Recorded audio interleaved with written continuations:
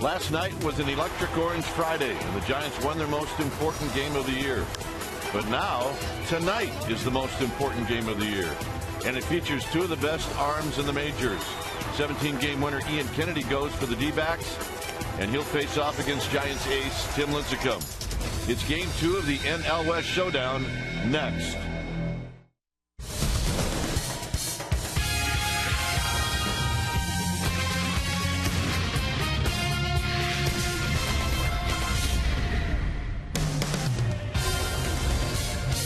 We're coming to you from 3rd and King. AT&T Park should be packed tonight as we get ready for Game 2 of this 3-game series, Diamondbacks and Giants. Hi again, everybody. I'm Dwayne Kuiper. Alongside me is Mike Krukow. Well, the win last night made this night a lot more fun. And what do you get? Well, you get two all-star pitchers who face each other a lot in college. Well, this isn't college, boys. This is the big leagues tonight. Well, this is the big leagues. A couple of aces going at each other tonight. Ian Kennedy for the D-backs and Tim Lincecum for the Giants. And you would expect that this is going to be a well-pitched game. Now, the Giants yesterday showed some offense. In 2 games in a row now, they've swung the bat. Well, they've hit the long ball. Well, the one thing the Giants have an advantage over the D-backs is one word sums it all up, and that is urgency. This is a game of urgency for the Giants. And you said yesterday they got to play like their hair's on fire. Ditto today. Yep. Plus, we got atmosphere here at the Yard, and atmosphere at this ballpark is fun, fun, fun. All right, when we come back, we will have the lineups of the very first pitch right after this.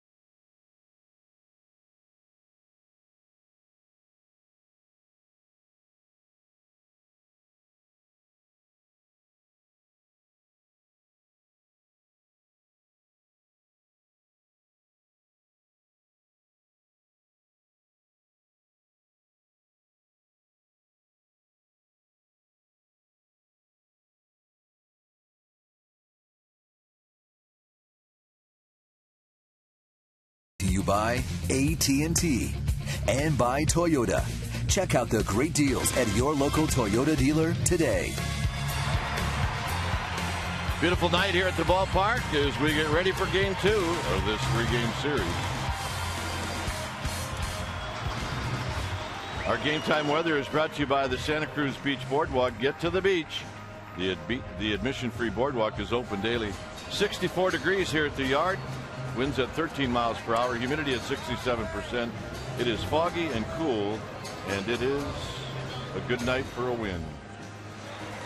As Lincecum leads his team out of the dugout, and let's take a look at the Diamondbacks lineup, the lineup that Lincecum will be facing. It'll be Willie Bloomquist, who did not start. He will start. He did not start last night. It'll be Hill, Upton, and then Miguel Montero, who's red hot. Then it'll be Goldschmidt, young Roberts Parra, and Ian Kennedy, the very fine young right-hander. He'll be hitting ninth. On the hill tonight for the Giants will be Tim Lincecum. Lincecum, 27-year-old, 5'11", 170-pounder in his 5th year at the big league level. Former first-round pick, 12-11 this year in his 28 starts, 2.58 ERA. In the month of August, he was red hot, a 1.90 ERA. Despite all that, he was 3-3. Go figure. Against these Arizona Diamondbacks, lifetime 7-3 with a 2.43 ERA in 115 innings. He's only allowed 85 hits. He struck out 138 Diamondbacks. Let's take a look at the defense playing behind Tim Lincecum. Starting in your outfield from left to right, it'll be Burrell, Ross, and Beltran. Cabrera and Sandoval on the left side, Keppinger and Huff on the right side, and Chris Stewart will be in the squad, putting down the signs. Basically the same lineup as we saw last night with the exception of Stewart.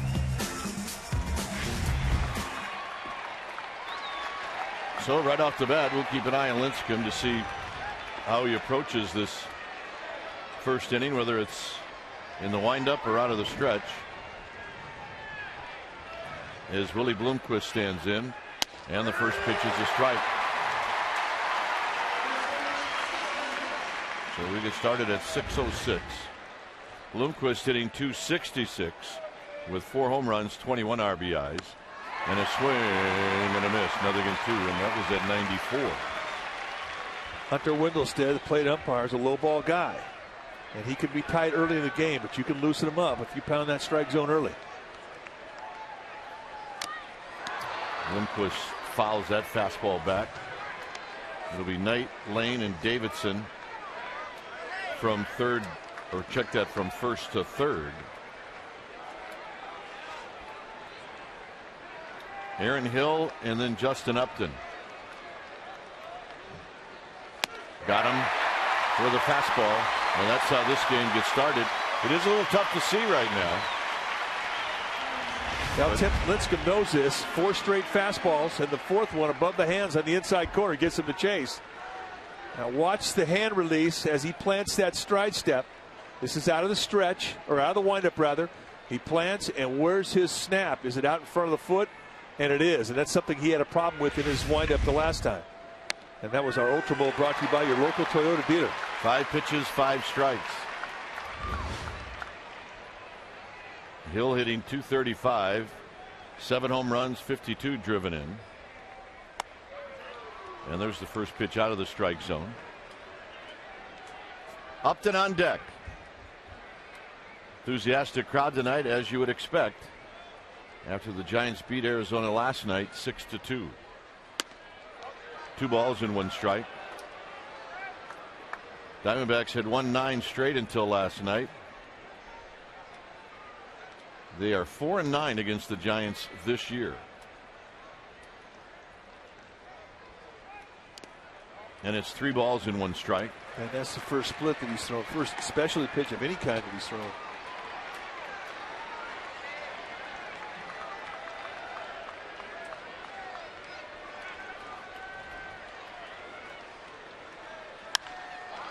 Hit high to left field. Burrow looking up, and it is off the cars. And Hill is going to trot into second base with a double. Well, he had a good count to hit. 3-1. Got himself a fastball, exactly what he was looking for. The Giants catch a break. This ball stayed in the ballpark. Middle in, right at the belt, and he just spins on it. Maybe hit it a little bit towards the end of the bat, but initially when he had the swing, I thought it's going to go. And how close was it? Close. Yeah. Just almost hit the hood ornament. Here's Upton. Upton hitting .295, 26 big flies, 80 driven in. And Lincecum out of the stretch, throws a strike, and it's 0-1. Upton has had his success against Lincecum. Lincecum has also struck him out 11 times in 34 at bats. But Hill had it stolen, and he put on the brakes at the last second. And Keppinger is letting Lincecum know, okay, come on now, you got to hold this guy on.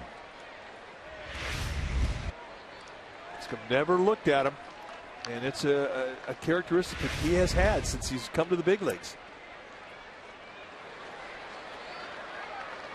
And maybe that's all it takes, just to let the guy know that you will at least pay attention to him.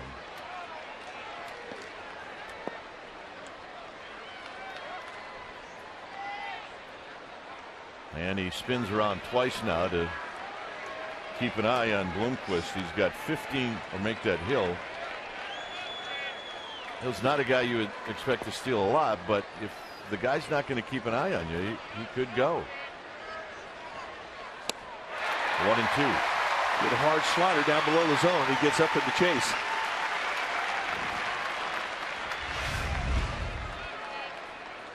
So much more effective when they go out of the strike zone to go after any pitch.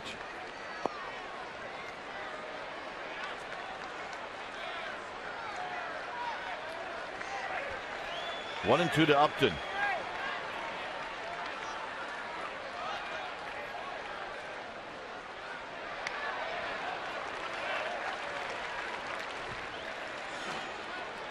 Now this is the most attention we've ever seen Lincecum pay to a runner at second.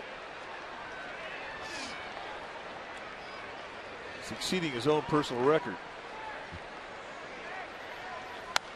Foul back. Well, the fact that he even looked at him is pretty good.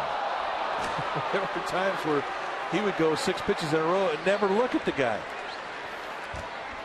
And you could do that once in a while, because a hitter's always, or a base runner's always going to expect you to turn around and look at him. Always.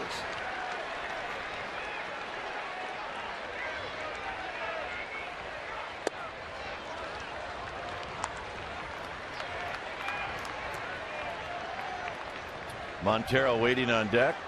Just getting started here at the ballpark. Everybody pretty much in their seats already. Hill, a 1-out double. He's at second base.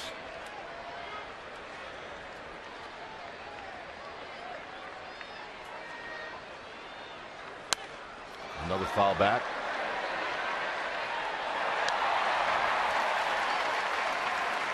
Nice play by a dad. Gave the ball to his daughter. Nice going, Pops.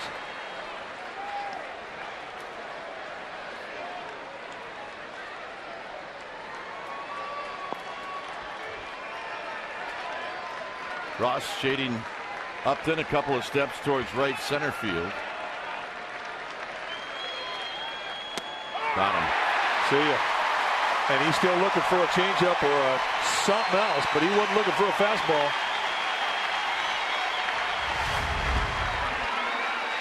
Goes 95 right through. Bang. Grab some pine meat.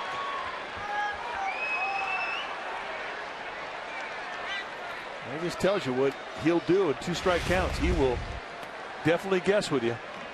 And that time he guessed wrong. Here's Montero. Montero with a big swing and a miss. Hitting at 278. He got the RBI double in the first inning last night. Dead low ball hitter. Dead pole hitter.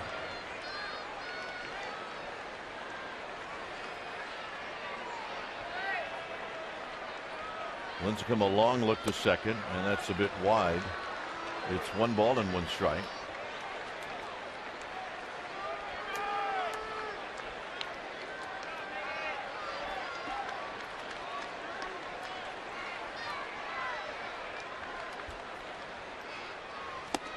One and two. So he got him on a slider. Goes away with the change. It comes back with a 1-1 change. If it gets another swing through down below the zone. So he is absolutely set this at bat up for an elevated fastball above the hands or higher. And Montero will chase on both sides of the plate, up or down.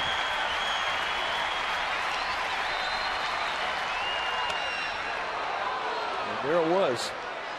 And that was a perfect pitch in a 1-2 count. Now by changing the sidelines, you can go right back down with a slider or a split, something below the zone. He may chase. If you walk Montero, who's been red hot, not the end of the world.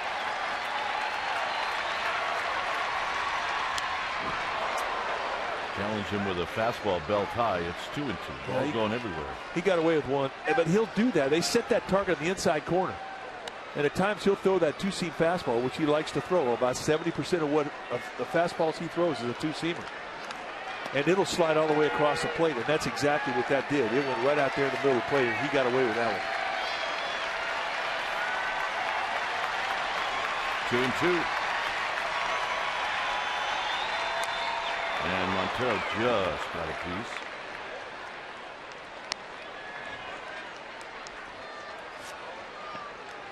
.22 pitches already in this inning for Lincecum.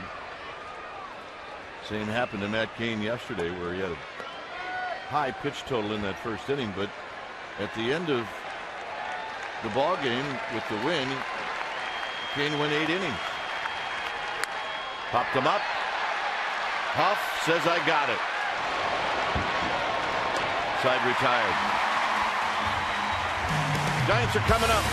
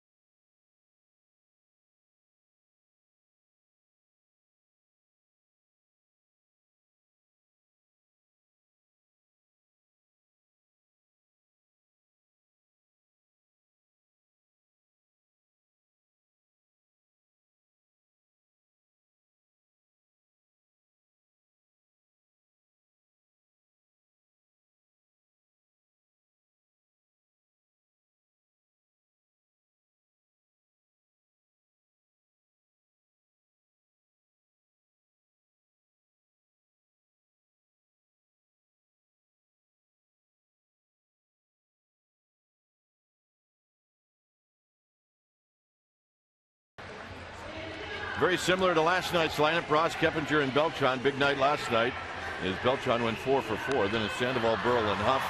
Cabrera, Stewart, the only change from last night. And, of course, Lincecum on the hill.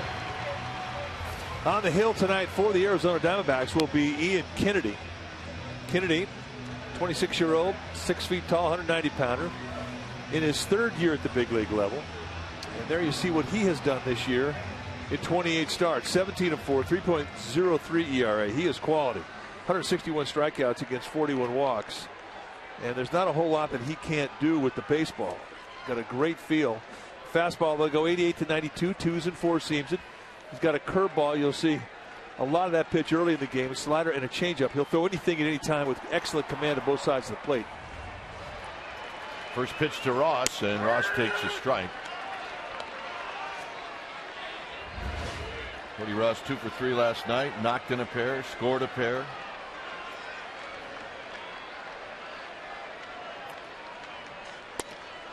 And what he did is he also worked the count. He took a lot of close pitches. He's 3 for 13 against Kennedy lifetime with a home run. Pulls this one foul. Last night he hit one just over the wall in left field. It was a ball that had topspin on it. If he had backspin on that ball, probably goes halfway up the bleachers. Give you an idea how strong that bat head of his is.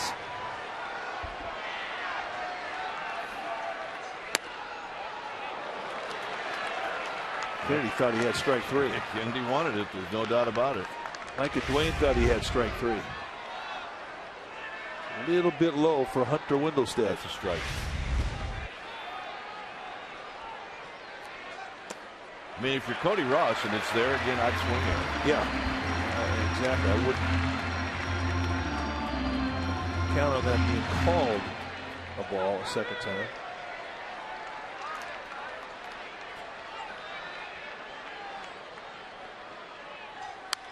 Ooh. Well, you know, Kenny's got the great changeup. He'll throw it a lot, 3-2, but not that time. Yeah, he's never ever going to give into a fastball.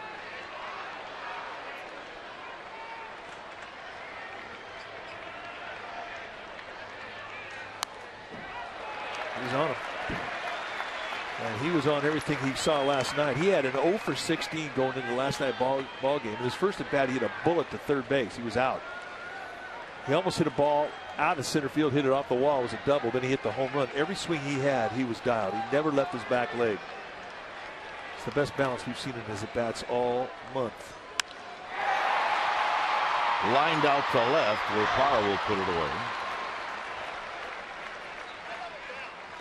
Take a look at the Diamondbacks defense behind Ian Kennedy. They'll set it up this way, beginning the outfield from left to right. Parra, Young, and Upton. You've got good arms across the board. The best one in right field. Bloomquist, Roberts on the left side of the infield.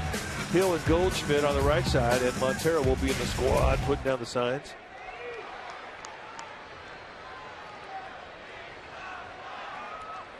Keppinger hitting .303.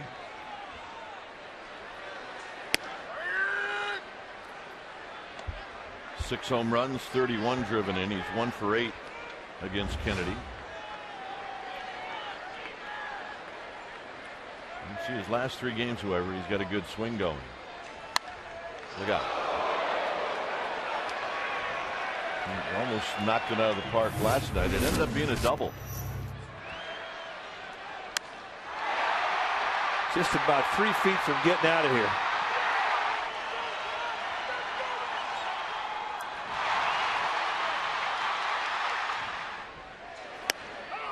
And he got him on 3 pitches. I mean, that's a worse pitch that was called a ball than the at bat to Cody Ross. Number 15, Carlos Beltran. So here's Beltran.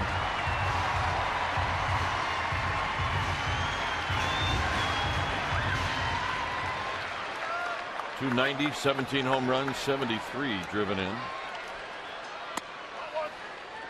2 for 9 against Ian Kennedy.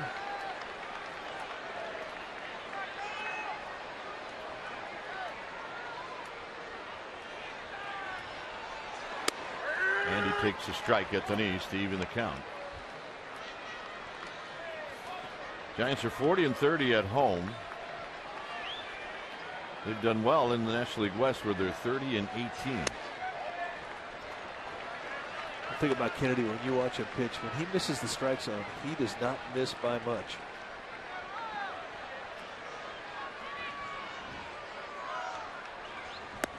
Yeah, it kind of makes you think almost every pitch.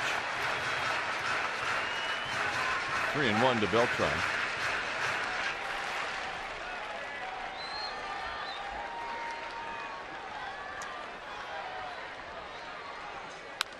Ooh. The home run last night came batting right-handed against Joe Saunders. Saunders tried to jam him. He left it out of the plate. And this was the swing of the bat that gave the Giants a 3-1 lead. A 4-hit night for Carlos Beltran.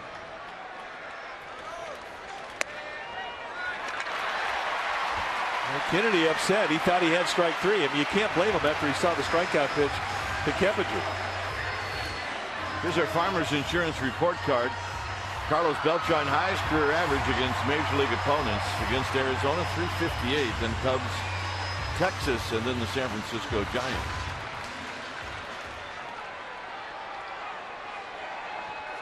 So here's Sandoval.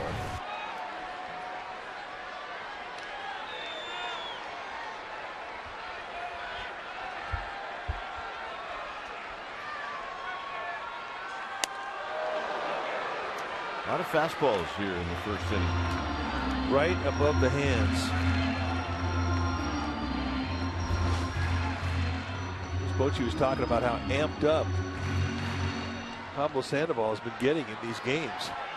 that means so much. He wants to calm him down a little bit.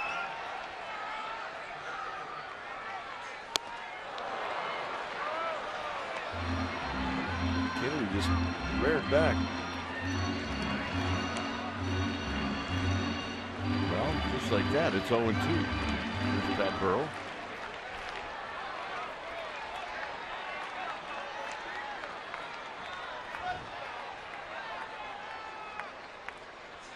See what Sandoval just did, choking up.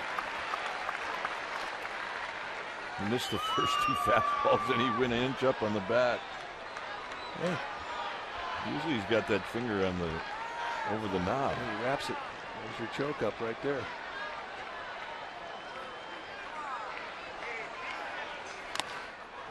And he just got a piece. Let's take a look at the 3-2 pitch to Beltran. And that's the one that Kennedy wanted. And this is the strikeout pitch to Keppinger. So you can see where Kennedy is thinking with that.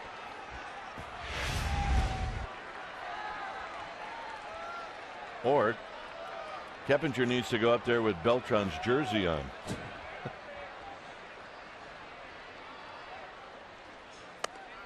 Two and two.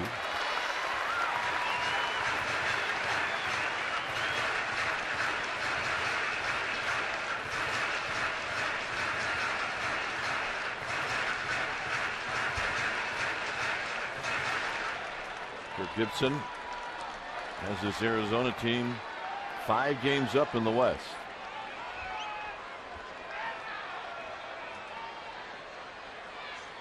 And a full count, and now Beltran can take off. 0-2 to a 3-2. Really, and all the balls have not even been close. And the other thing too is you're getting pitches out of Ian Kennedy, who's normally pretty stingy with the amount of throws he gives you. He's economical. So Beltran will go. And he gets Sandoval, which was not a strike. Second inning coming up.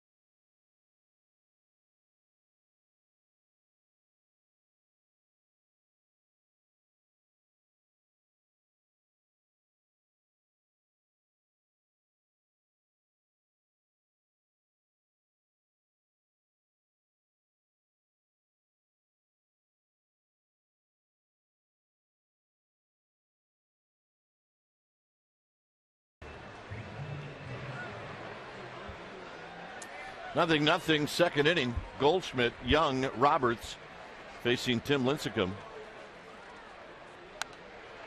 Both Lincecum and Kennedy threw a lot of pitches. Lincecum threw 23 in the first inning. And the last I looked, Kennedy was right around that same number. Goldschmidt homered off of Lincecum the last time Arizona was in town, and it ended up beating the Giants. He's hitting .247. He went 0 for 3 last night.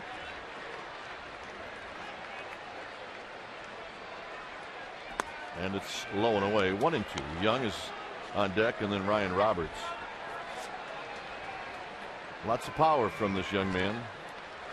He's a no-stride guy. He'll lift that front heel up. He'll sort of curl his knee in, but that foot and that toe never comes off the ground. He starts wide, stays wide. Head stays very still.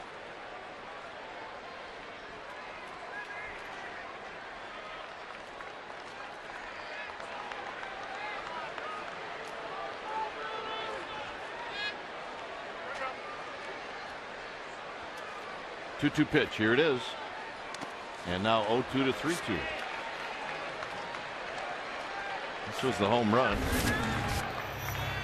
Came on August 2nd. It leaked down and in. And they set the target away, and it came across the plate to that side, and he jumped all over it.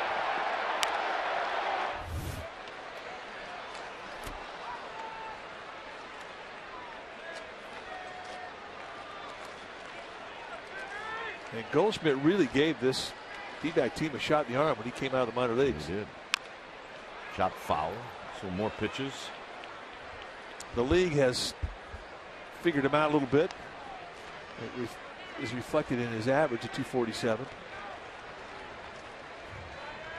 But you can't make a mistake, you know, so that's why he proves to be valuable in this lineup.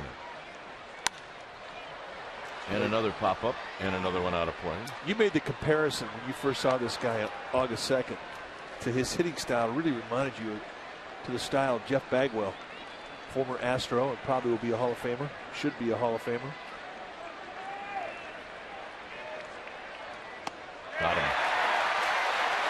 Hey, he's put it down the scout report. He can't hit a backup slider.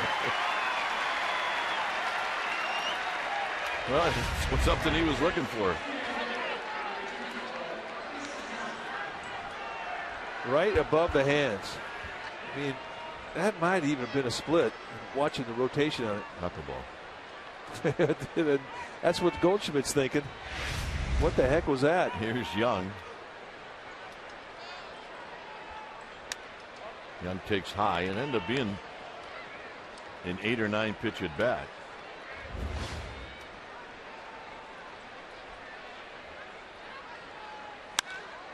Young pops it up. It's Beltran calling off Keppinger. Let's go to Amy G. All right, Dwayne. Well, Giants fans will be happy to know there's a new webisode of Buster Knows Squat up at csnbayarea.com. Buster and I talk about diaper changing duty of twins, and he tells me when he plans to see some time behind the dish, it's a lot sooner than you might think. Check it out at csnbayarea.com. And Dwayne, he's actually here tonight right behind me. Yeah, well, it's good to see him in the dugout. I mean, the closer you get to the field, the more you start to feel like I am going to come back as Roberts takes low. Well, you're right, but it's painful. It's painful to be in that clubhouse, in that dugout, when you can't make a contribution. You feel so helpless.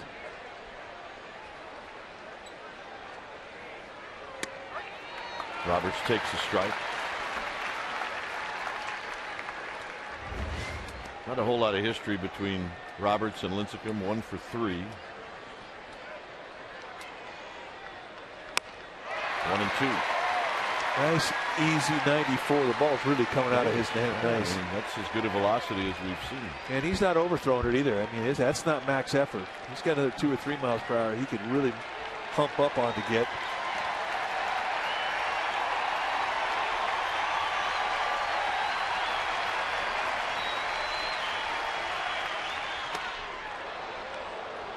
Two and 2 to Roberts.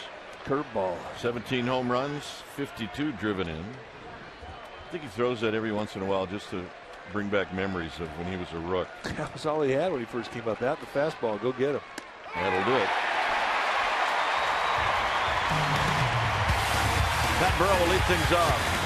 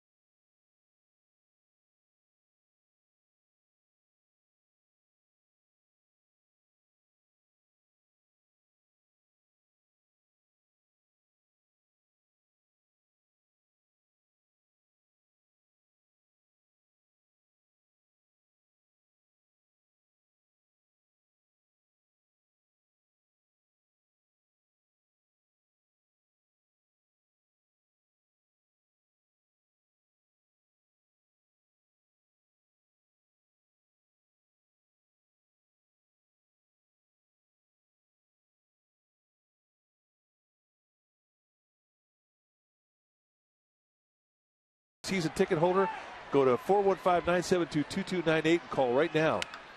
Burrell on the ground to third, charged by Roberts. Roberts will take his time. 1 pitch, 1 out here in the second. You don't see Pat Burrell's at bats determined in 1 pitch very often. Not unless he's guessing and he gets it. Or maybe he was tired of he walked twice in the game yesterday. Maybe he said, you know what, I'm going to go up there hacking. Here's Aubrey Huff.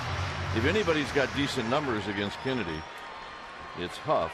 Huff is 9 for 24. But that's it. Everybody else has really struggled against this kid who is 17 and 4. Well, deservedly. I mean, you watch this guy, and he's so consistent with his command and his ability to change speed and change movement. On the ground and a base hit the opposite way. Huff is thinking about it. No, he's not. And the first hit for the Giants. Now, one thing about the corner outfielders here with this Diamondbacks defense is they're very quick. Gerardo Parr and left, Justin Upton and right, they really can cover some ground. In essence, you've got 3 center fielders if you start talking about what their individual range is. And here, off the get-go, Huff's thinking he has a chance. You can see where Parr is playing. He was shading towards the gap in left center. And once this got by Roberts, Huff is thinking, all right, I got a chance for a deuce, but no way. Parr made a nice play to get over there, cut off, and hold him to a single. So here's Cabrera.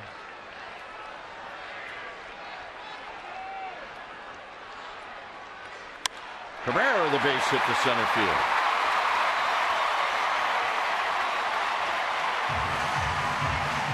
A lot of times with Stewart, the best pitch you're going to see is the one you get first.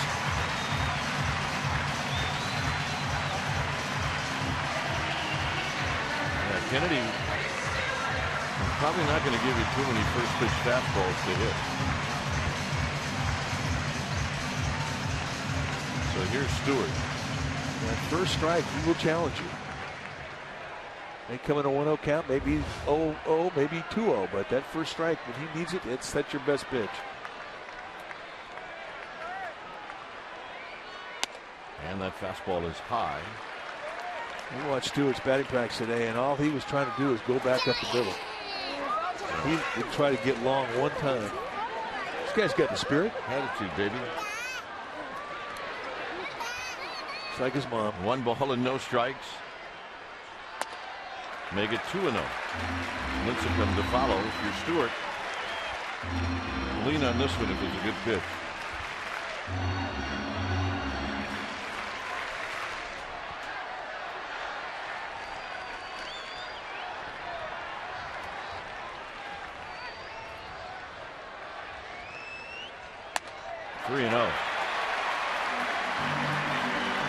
Not often you see Kennedy miss up.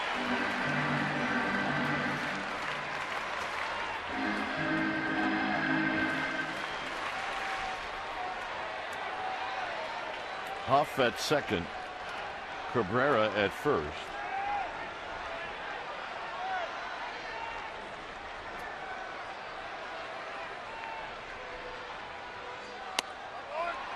They'll tie 3-1. I like an umpire that looks for strikes on 3-0 count.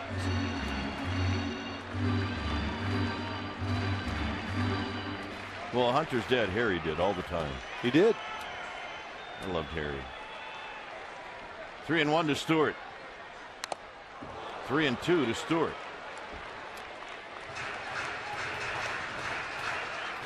Yeah, I liked Harry Whittlested too. He was a good guy. He was a good guy. He always controlled the game well. It's the 4th 3-2 count that Kennedy has had the first 8 hitters he's faced.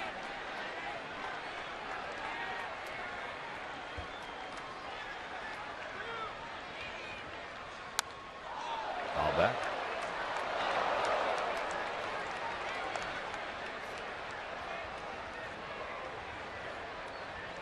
A ground ball, and then back-to-back singles here in the second. Stewart got out in front 3-0, and now it's 3-2.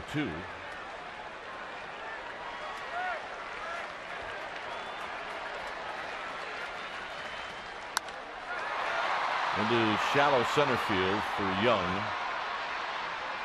Stewart retired.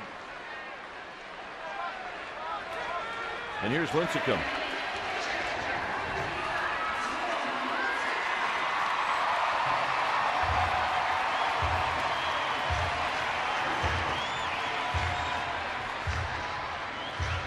Amazing how similar Kennedy and Lincecum are as hitters this year. Lincecum is 5 for 51. Kennedy is 6 for 50. One ball and no strikes.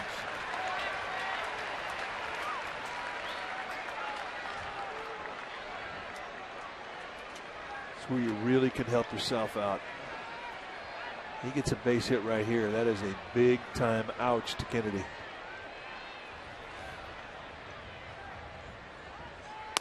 Well, as shallow as Upton is in right field, that would be tough. The same for Parra in left. Maybe you get a Sinai ground ball and you could work it, but other than that, tough challenge for Tim Flannery. 1-2.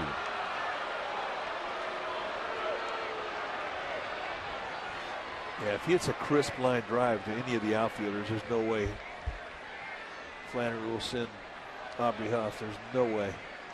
But that little 94 hopper through the infield, that's the one you want. And Lincecum strikeout swinging to end the inning. We will head to the third. It's 0-0.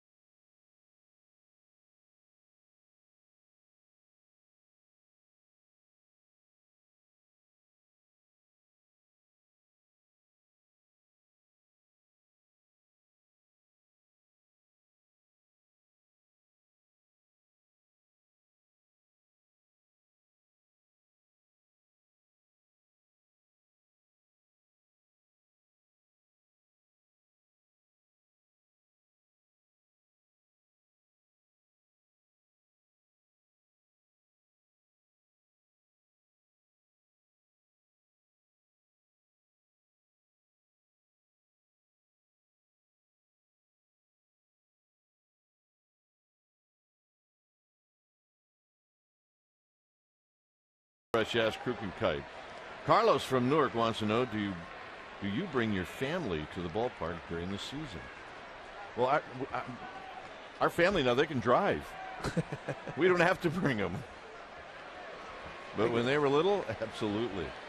They lived here. There's Parra who takes a strike. I got family at every game. Ours pretty consistent. Maybe not every game, but close. And I love the fact that they want to come out here. They can't wait to get out here. Line to left, and that'll be a base hit for Parra. He's swinging a hot bat right now. And that'll bring up Kennedy, who now can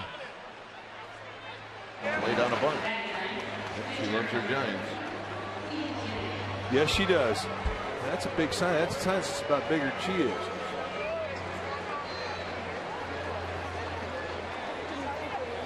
Kennedy, I mentioned 6 for 50.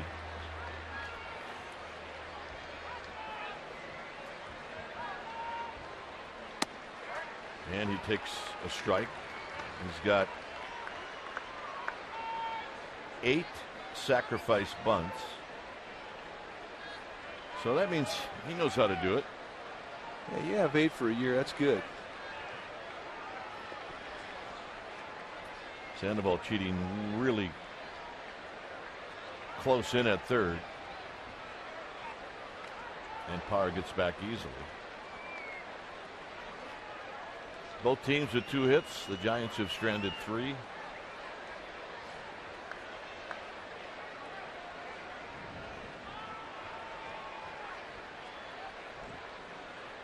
And the bunt is bunted over the backstop, and it's 0-2. That's the tough one to bunt, the high fastball. Well, that's where you're taught to throw it because it is so tough to bunt. You're trying to get that guy to pop it up.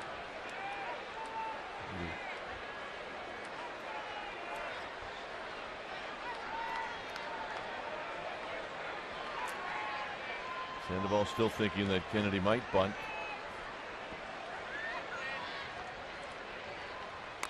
And he bunts it foul.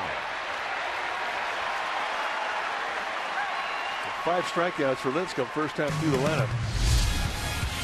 Giants baseball on Comcast Sportsnet Bay Area is brought to you by Momo's, a San Francisco tradition. Momo's.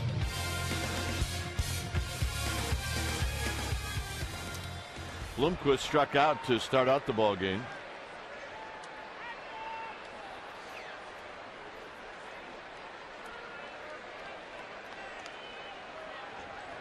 So the failure to bunt by Kennedy keeps Parra from being put into scoring position. Now Lincecum will have to keep an eye on him, and he will. Parra's got 10 steals. He's only been thrown out 1 time. Yeah, I'd be surprised if he doesn't go. He likes to go early in the count, too.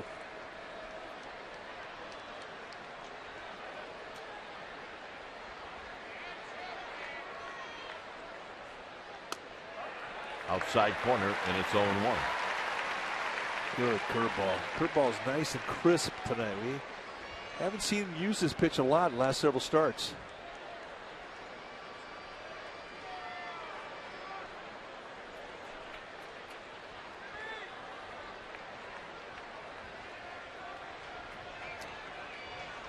Lincecum at the belt, Parr with his lead.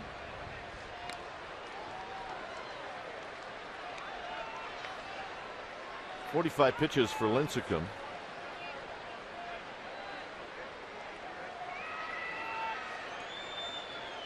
Five strikeouts, as Mike mentioned.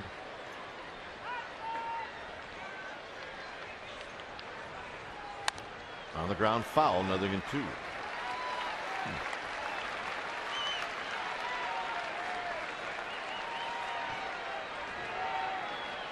Well, the way Blomquist swung at that, almost like he was swinging like he thought there was a play on it. Yeah, he was, or he was really, really trying to hit that hole.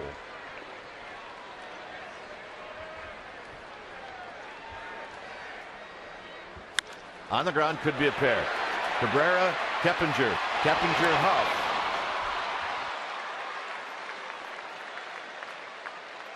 So Blomquist reaches on the fielder's choice. Just too much foot speed from Blomquist. He didn't have a lot of backswing either, so we got out of the batter's box from the right side fairly quick.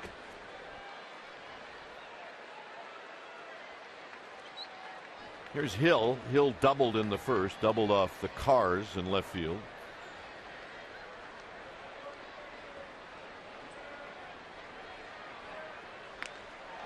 It's pretty close. Blomquist was leaning. He's got 15 steals. He's getting off that bag pretty far. Nice healthy lead for Parra, or for Blomquist rather.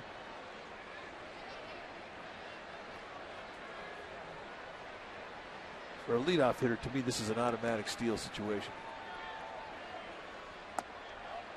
Down low, 1 ball and no strikes. They also know the reputation of Chris Stewart, who's thrown out more than half the guys that tried to steal on him. He's got an ungodly arm behind the plate, and it's one of the quickest releases in the game. Consistently between 175 and 185. And that's fast. 197 is average. Line to fair down the left field line. Burrow's going to have to get to it. And then it dies. And that's going to allow the runner Blomquist to score, and it's 1-0 Arizona. So Aaron Hill with a couple of doubles. And the second one puts the D-backs on the board. So the failure to bunt the runner in scoring position does not hurt. And the failure to turn the double play hurts. Just past the panda, but here's where the D-backs catch a break. It hits the padding and just dies. I think had it gone through, Burrow, who's got a good arm, would have been able to hold him at third.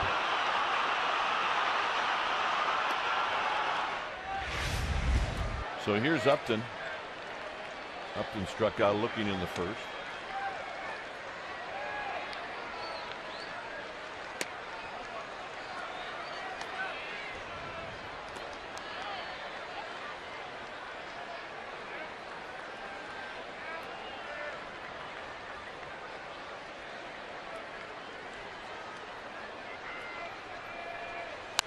Foul back, a mighty cut by Upton, and he really takes one every time. Boy, he was on it too. Cheated.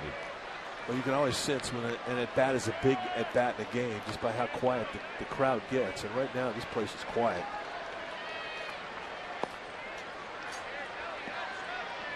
Set up straight away in the outfield and deep for Upton. And that's foul. Not by much. Bob Davidson, Bach and Bob, third base, making the call.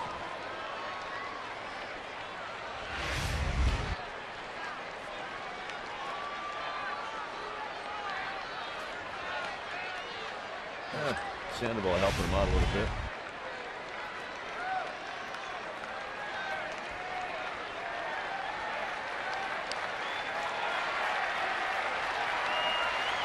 One and two to Upton. Upton now asks for time.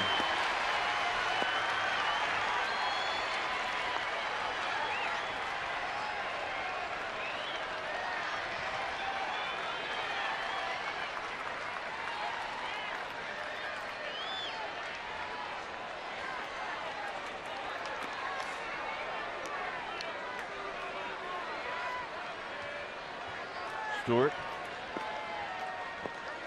And Lincecum trying to come up with the right pitch to throw to Justin Upton. They got him. D-backs are on the board.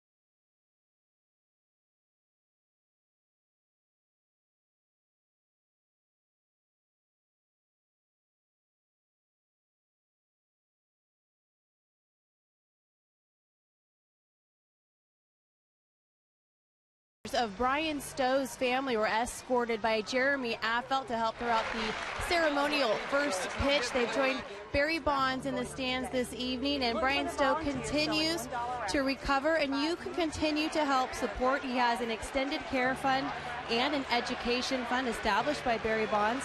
If you'd like to help, you can go to supportforbrianstowe.com. Supportforbrianstowe.com to help out. Dwayne? All right, thanks, Amy. Here's Cody Ross, 1-0 Arizona. Ross, Keppinger, Beltran. And to Cody Ross now it's a quick 0-2. Bang, bang. 2 pitches, 2 fastballs, 0-2.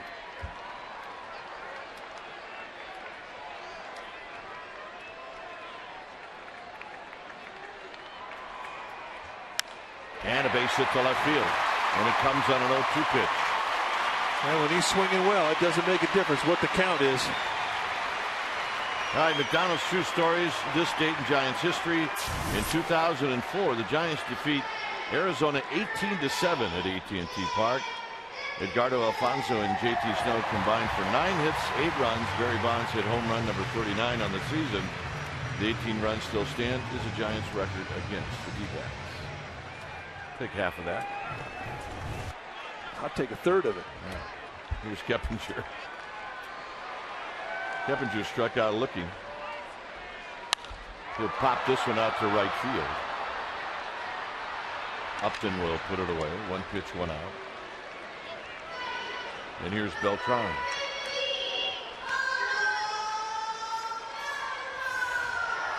You know, you talk about the importance of an ace on a staff because it can bring some sanity in your teams in the slide and whatnot. It also can keep things rolling, and it can also match you up against another ace. 2 aces in the game tonight. But when you're looking for confidence as an offense, and the Giants have really been looking for some. Beltran hits it foul. If you knock out an ace, a guy like Kennedy, that does wonders for the mindset of an overall team attitude when it comes to swinging the bats. So it means you did something that not many guys do.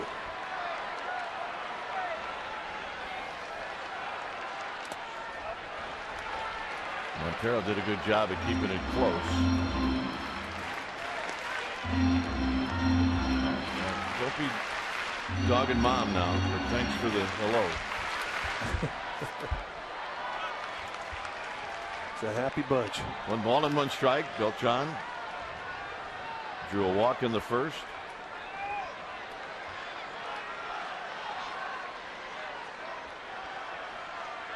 Not close. 2 balls and 1 strike.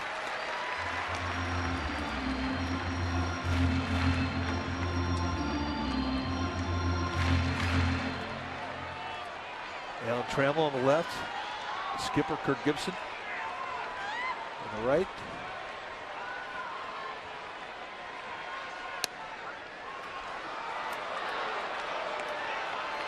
Two and 2. It may have been about the same pitch that Beltran walked on in the first. Close to it.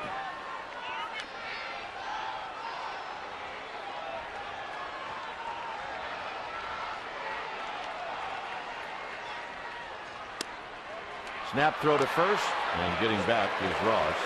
It's 3 and 2, by the way, to Beltran, and that was a close pitch. And Montero turned around after the throw immediately and challenged Hunter Windelstead as to why that pitch was called a ball. He thought that was strike 3. They go front door sinker and watch the movement come back into the zone. That's right there.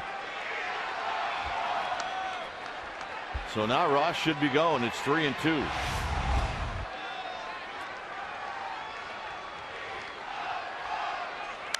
Foul back, and maybe a bit off the plate.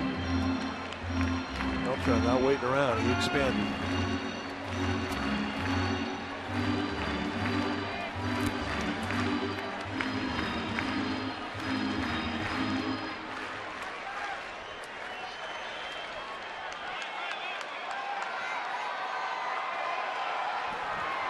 Three balls, 2 strikes.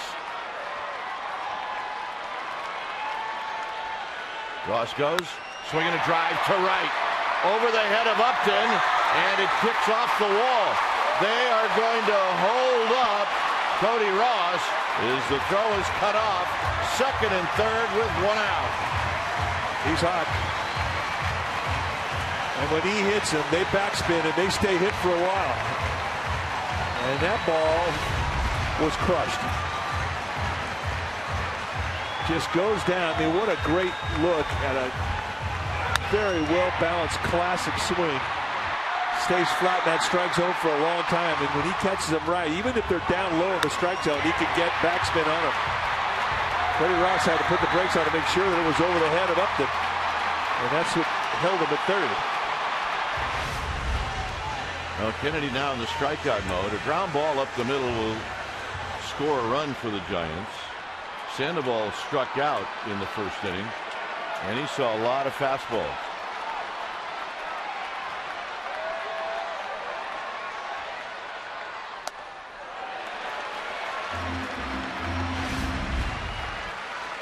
Cody's reaction when he got to third.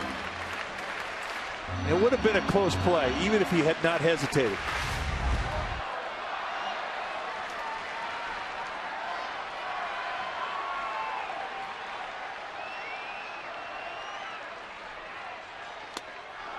One ball and one strike. Kennedy's pumping fastballs.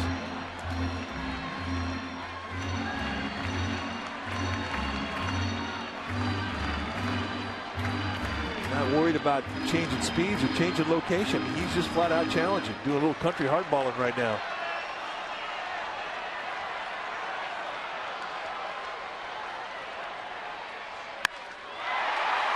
Down the left field line. This is a foul ball. Wow. Not by much. He took some swing out, partner.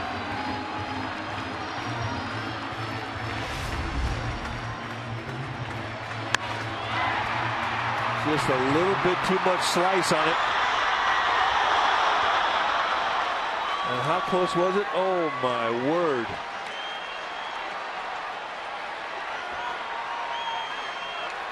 Close. 1-2. Now you got to put it in play.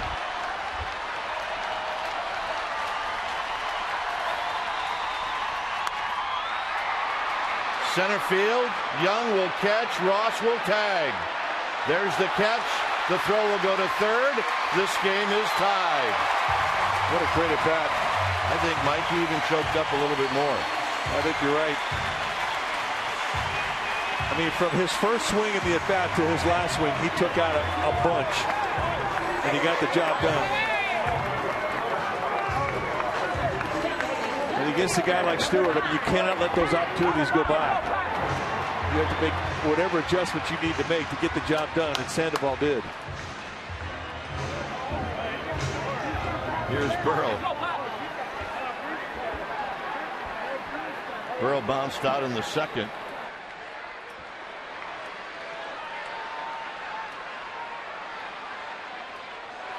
And the pitch is on the outside corner for a strike. Just a little cutter. I mean, not a whole lot of movement. Perfectly placed on that outside corner. John Miller will be in for innings 4, 5, and 6. I'll head over to the KMBR side. One ball and one strike. No swing. Brian Knight, the first base umpire, making the no call.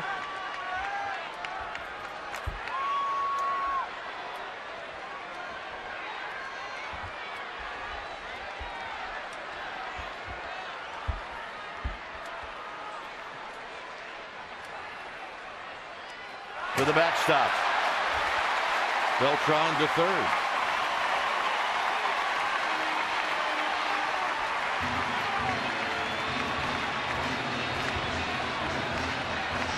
Well, now puts a little bit more heat on Montero.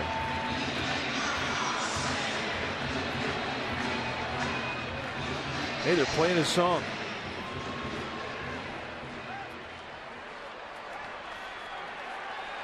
We got some fans that came prepared tonight. 2-1 to Burrow.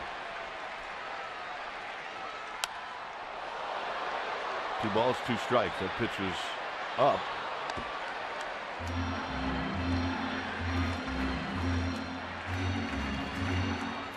D-backs scored 1 in the top of this inning. The Giants have scored 1. And they've got more at third base with 2 outs.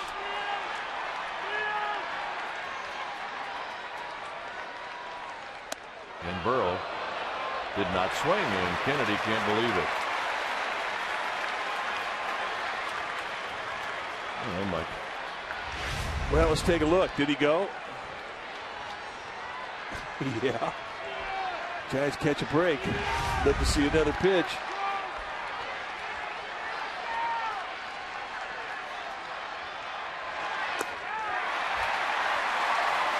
And right now, Kennedy's rattled. And Montero's coming out, and so is Charles Nagy. They sense the same thing.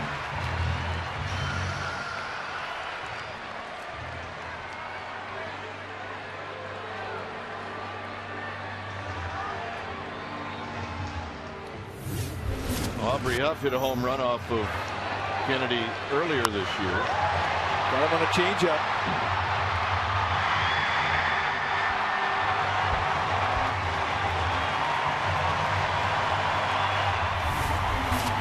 Beltran at third. Burrell at first. Huff bounced a single past Roberts in the second inning.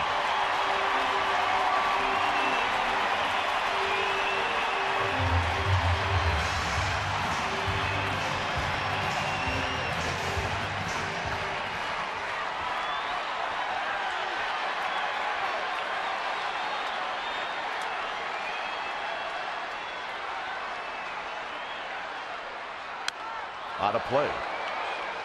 Gets that off the facing of the upper deck, and it's a quick 0-1. With Kennedy's numbers against the West, he's not been beaten.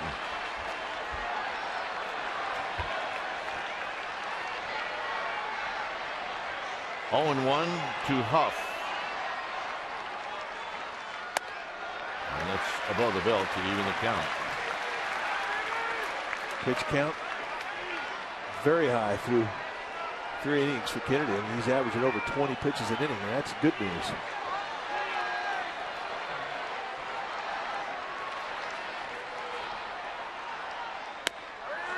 Now it's 1-2. Two-seam action. Looked like it froze Aubrey Huff.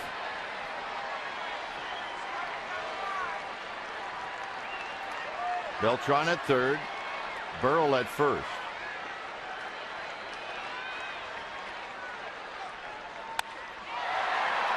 In the park, Upton.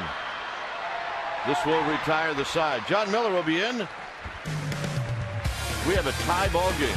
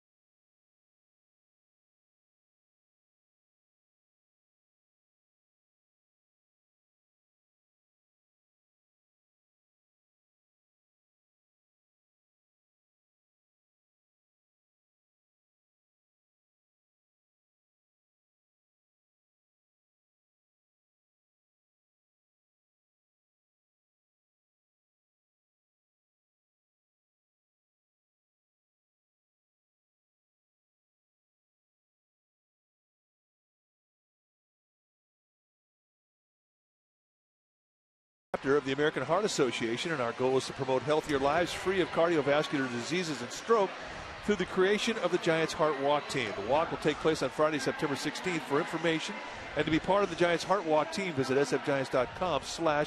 Heart Walk. We are in the 4th inning. It's a 1-1 tie, and here to tell you all about it is my old pal John Miller.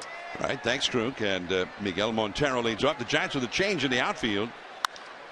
Montero skies one to left field, and that's Cody Ross now. Rather than Pat Burrell, who was out of the game, Cody Ross makes the catch, and it's a 1-pitch out. So Ross moves from center field over to left field here in the 4th inning. And in center field now is Andres Torres replacing Ross there. So it's Burrell out of the game. Torres will be in the number 5 spot in the batting order, where Burrell had been. It's got to be something to do with his foot.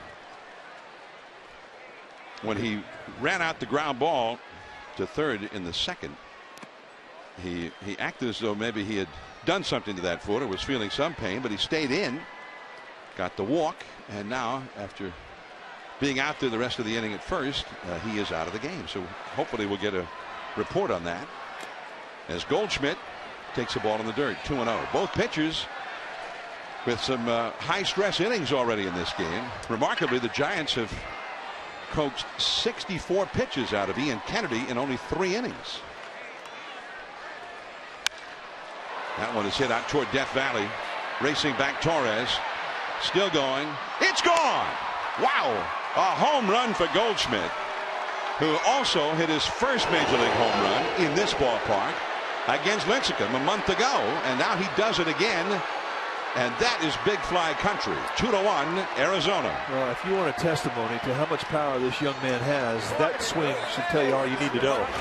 He goes inside out, stays inside the inside fastball, and puts it out in the opposite gap at this ballpark. And to do that, you better have some clout. This is not an easy assignment. Home run number 6, and it gives the D-backs back the lead. 6 homers and 87 big league at bats for Goldschmidt, and ball 1 to Chris Young. Boy, that kid's strong.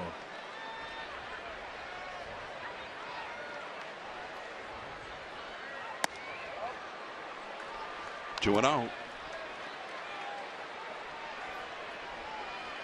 Lincecum had a 23 pitch first inning and now has thrown 59 for the game, and that one is in there for a called strike, and it's 2-1. So his pitch count was high, but Kennedy's extraordinarily high at 64. And the fastball to the inside, a swinging strike 2. Kennedy with a 24 pitch first inning and then a 25 pitch third inning. 2-2 the count. That's a fair ball.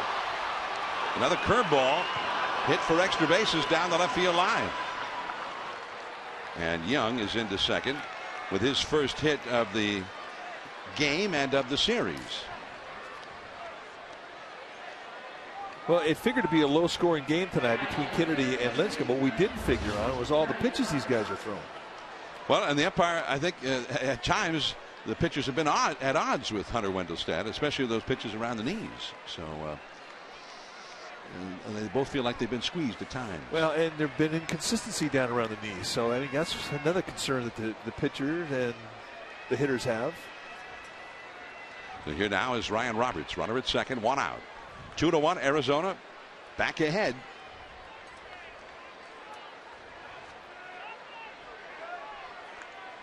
Ryan Roberts called out on strikes his first time.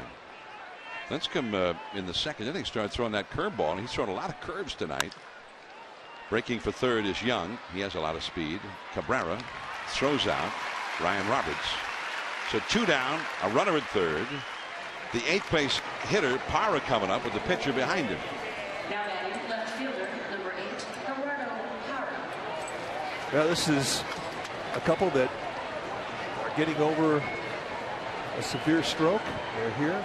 They brought their glove, and we want to wish them a nice night. The Giants are walking Gerardo Parra intentionally to go after the pitcher. This is the first walk on the ledger for Lincecum tonight.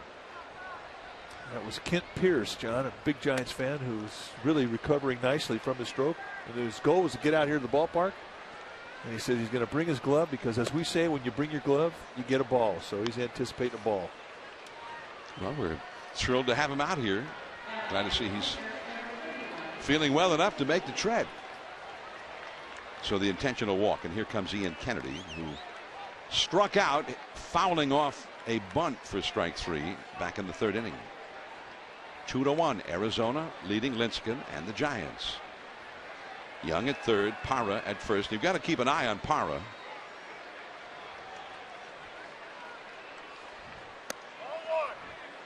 One ball and no strikes. Kennedy is not a duck up there either. He's got a pretty good swing. You got to pitch him like it's just up in the batter's box. Way outside. So he's fallen behind Kennedy 2-0. Now, normally, if you don't have a good hitting pitcher up there, you're going to take for a strike. But with a guy like Kennedy up there, I would imagine that Kirk Gibson wants him to really get after this pitch because it should be a straight challenge. And there it was. No swing.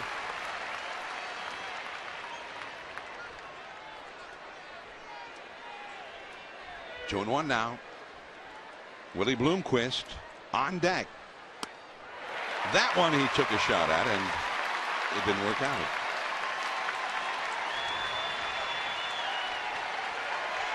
Two and two.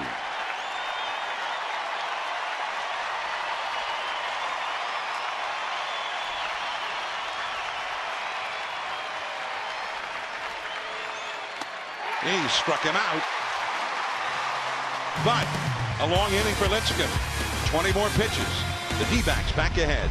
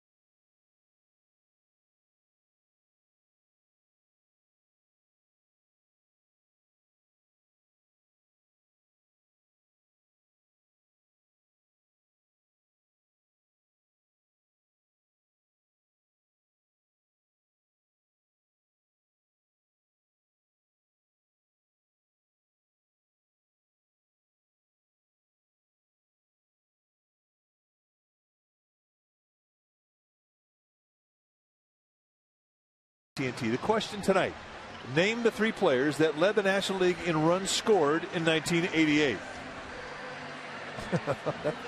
Clark, Mitchell.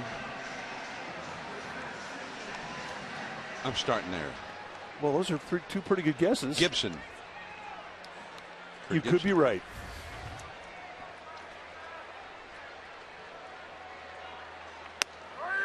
On one to Orlando Cabrera. He singled to center his first time. The Giants are behind again. 2-1 to Kennedy and the D-backs. Chris Stewart on deck. A long run for Upton. And foul. 0-2.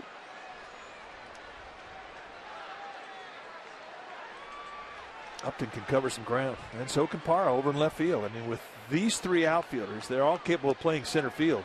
They give you great range, and this is one big asset for this club defensively.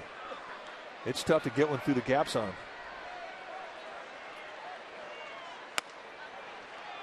1 ball and 2 strikes. Tried to elevate that 0-2.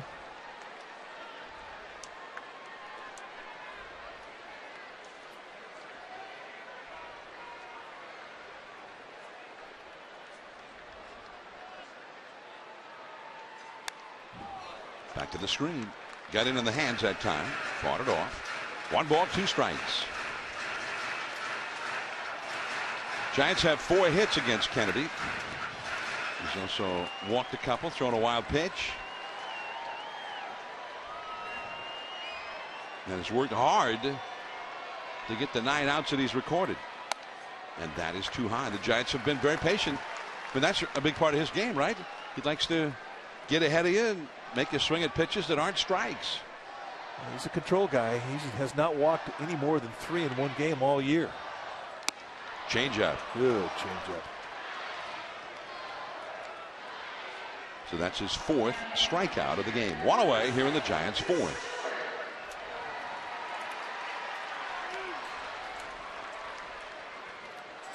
Day game tomorrow. The Giants will have Ryan Vogelsong up against Arizona's Daniel Hudson. And then the Giants will go to San Diego for a 3-game series. Chris Stewart. That's a foul, back and out of play.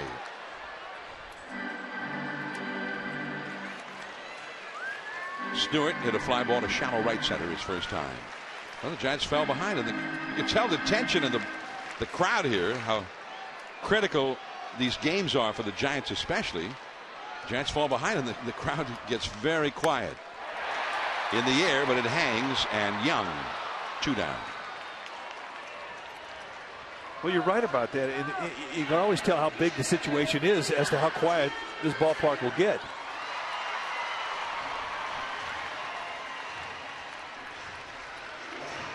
It's one of the oddities of a large crowd, how you can make everybody at the same time go quiet. Tim Lincecum struck out his first time.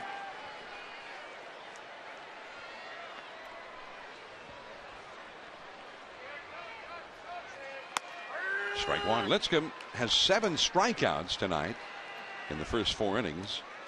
And that last one, when he struck out Kennedy to win this inning, was his 200th of the season. And the count is 0-2. It's the 4th consecutive year that he's had at least 200 strikeouts.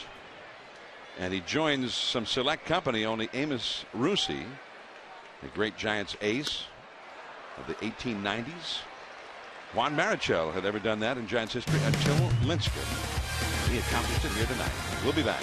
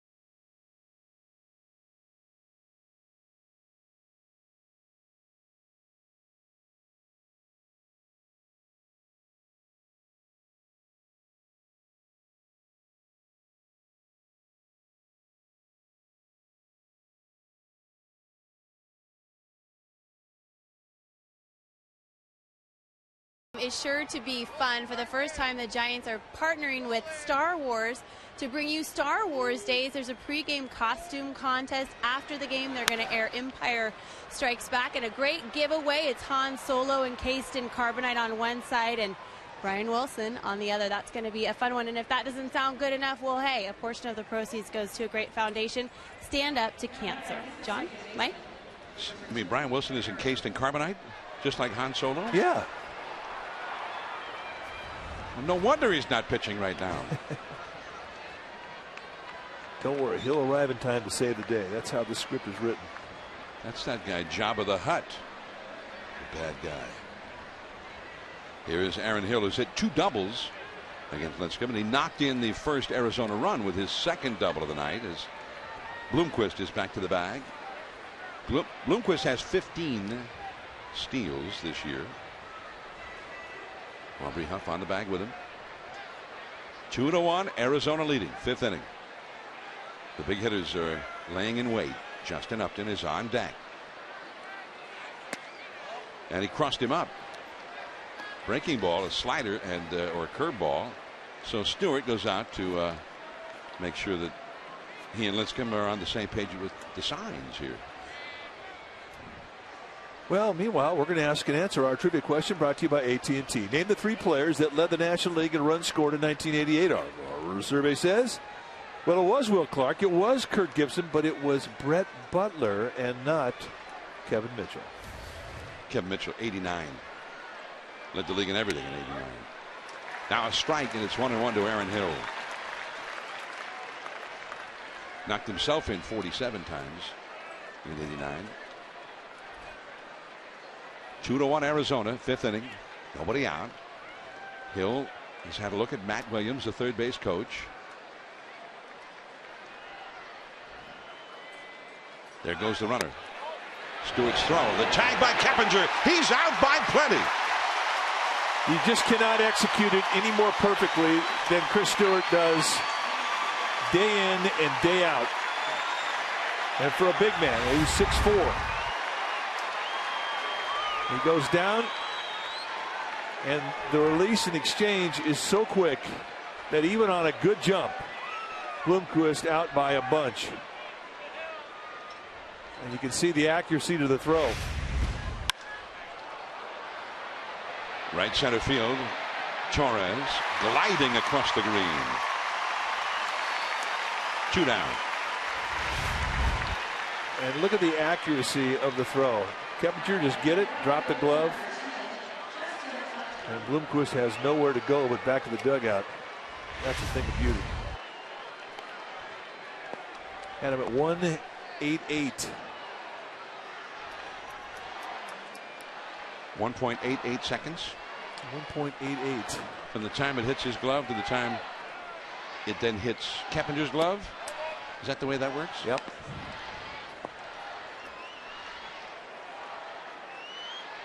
Is that good? What would be the average? Well, the average is 1.97. And every 10th of a second is 3 feet. And you can watch. Bang. Well, 3 feet might have been just enough to make him safe. 2-0 the count to Justin Upton. 3-0. But he really he compliments Lincecum because Lincecum is not quick out of the stretch. Now he's gotten better, but he has been notoriously slow throughout his whole career, where average unload time from the time a pitcher starts to the time the ball hits the bat of the glove is 1.25 seconds. It's a 4-pitch walk to Upton, who had struck out twice in this game. Suddenly Lincecum walks it. He's on the verge of a very quick inning here. He had 2 down and nobody on after the caught stealing. He's still only thrown 9 pitches in the inning, even with those 4 balls. And here's Montero, left-handed batter, and Upton is a guy who can steal a bag too. He's got 20 steals this year. He leads the D-backs in that category. 20 steals, been thrown out 7. Change-up misses. Kurt Gibson, I think, is thrilled that Montero gets a chance to hit with a runner on, and that right side of the infield wide open with Huff holding the runner on. He's a hot hitter. 11-game hitting streak in progress. Another changeup misses. Now Stewart out to talk to Lincecum, who has not thrown a strike for a while. And Stewart will bark on you too. I mean, he's not a guy who's going to go out there and just kind of coddle you. He'll challenge you. He'll bark at you. I think that's one of the reasons why Lincecum likes him. Well, he's getting himself into a hole here after he had 2 down. Last strike he threw was to Aaron Hill, who hit a fly ball to right center.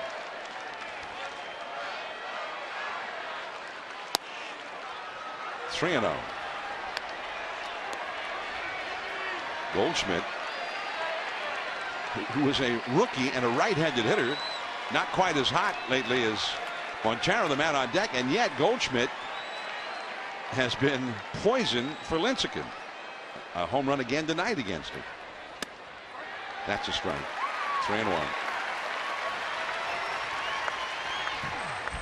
There's Goldshmidt, a home run to deep right center his last time. That's the difference in this game.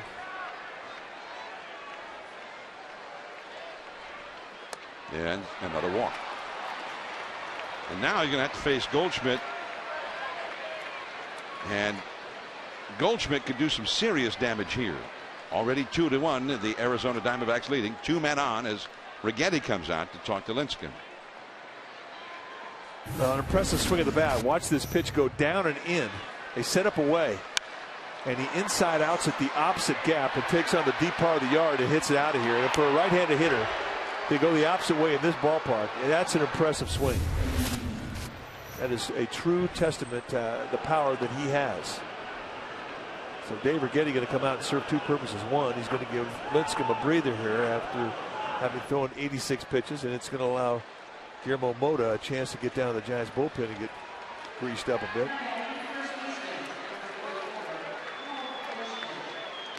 So a real odd turn of events. What very difficult to foresee this happening.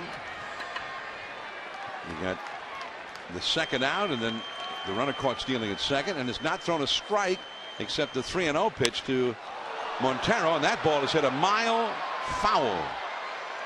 Second deck. Wow. Spectacular foul ball home run by Goldshmidt. That's a designer strike. That felt really good. 0-1.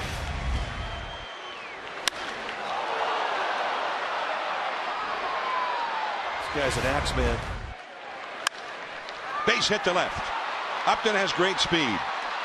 Cody Ross up throwing to the cutoff man, and it goes through, but Upton scores.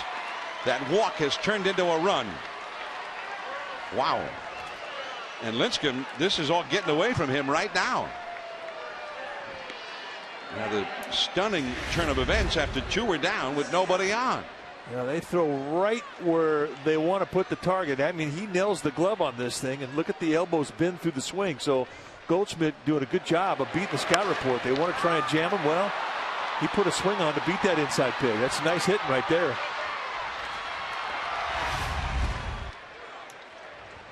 See Pablo bluffing that he was going to cut that ball off, which caused Montero to turn around and go back to second as the throw went through to the plate.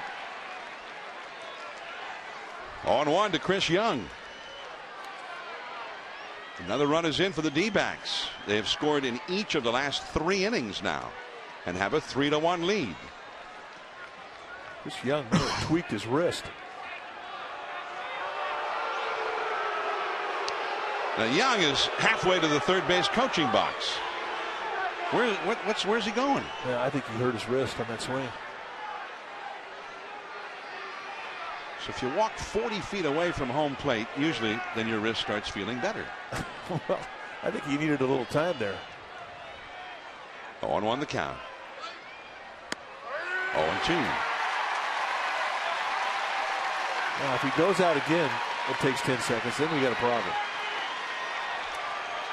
But he's not a guy that normally takes a lot of time between pitches.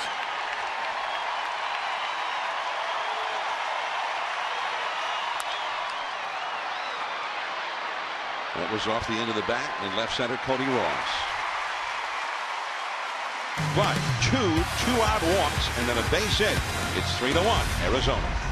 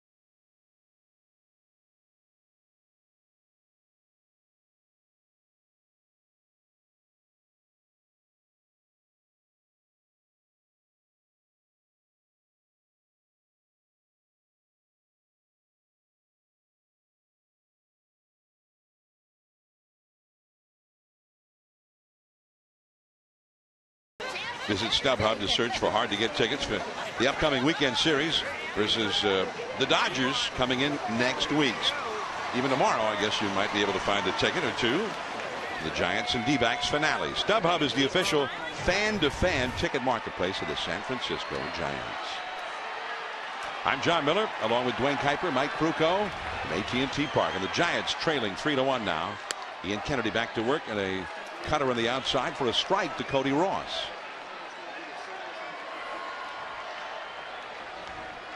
Cody Ross led off the third with a single and eventually scored the Giants' run. Skies one to center. Chris Young.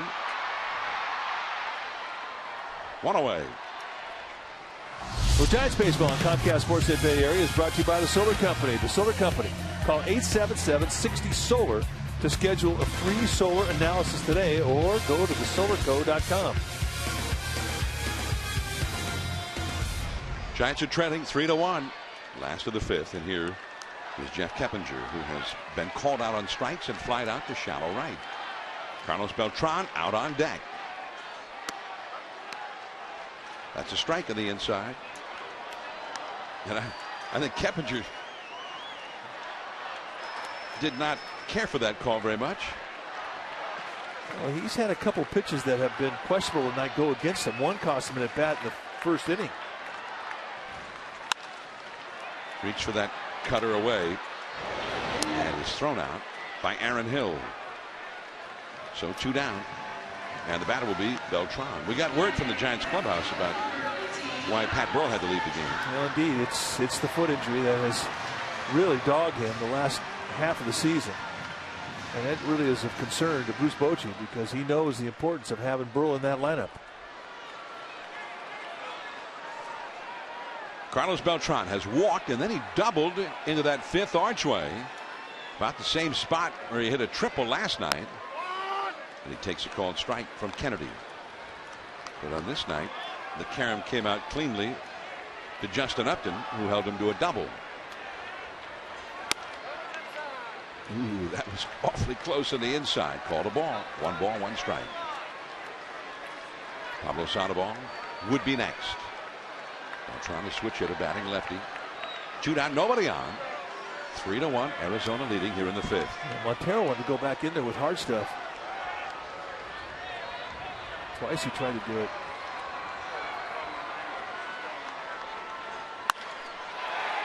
Past the dive of Goldschmidt, base hit. So Kennedy, I guess, wanted the curveball. Yeah, he shook off. He wanted to throw that breaking ball. They wanted to wrap it on that outside corner, so it comes back middle in. You see the target away, and this goes right out over the plate. So a good pitch to hit. But watch again how flat this bat is and how long it stays in that hitting zone. And that really is the secret of success if you're going to hit for average in this league. And that's what Beltran does so well, not only from the left side, but from the right side. One of those rare switch hitters where swings really mirror each other on both sides. It's a great quality to have in a swing, and he's got it lefty and righty. Here's Pablo Sandoval.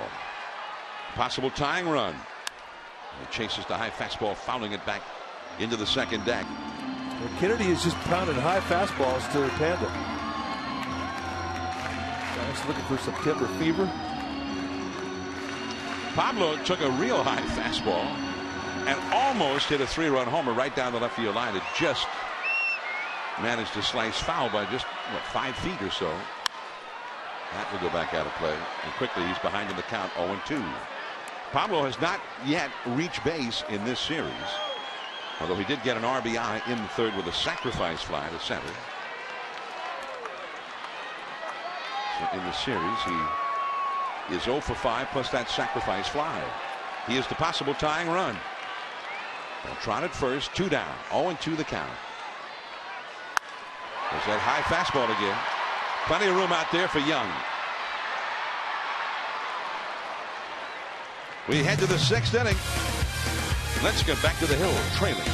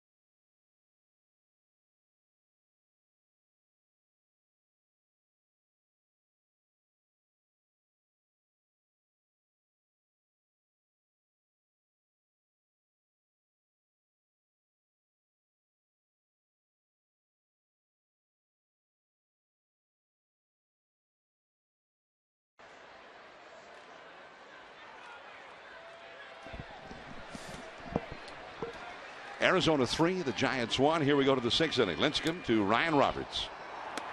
A strike. Dave Fleming broadcast the Stanford football opener today. I think Stanford just squeaked by San Jose State. The last I saw, they were only leading by 54. Squeaker. I may have had that wrong. He'll be back tomorrow. Dwayne Kuiper over on radio side right now. If you're wondering, wait a minute, where's Kuiper? Who the heck is that guy in there? Who's that imposter? 1-2 the count to Ryan Roberts, who has struck out looking and grounded out to short. He's the 7th place hitter facing Lincecum here, with Parra on deck. Kennedy due third. Lincecum has thrown 94 pitches already, and the Giants bullpen is already working behind him. That is smoked.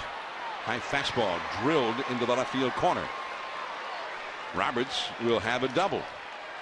That is the 4th double plus a homer. 5 extra base hits for the D-backs in 5+ innings against Lincecum. Well, it is the Coors Light 6th inning. Now it's time for the Coors Light freeze cam. When we go back 5th inning, nobody out, and William Bluequist tries to steal on Chris Stewart.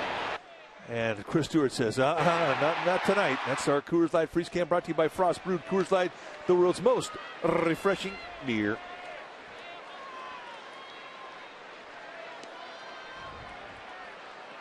Strikeout situation now for Lincecum with a runner at second, nobody out.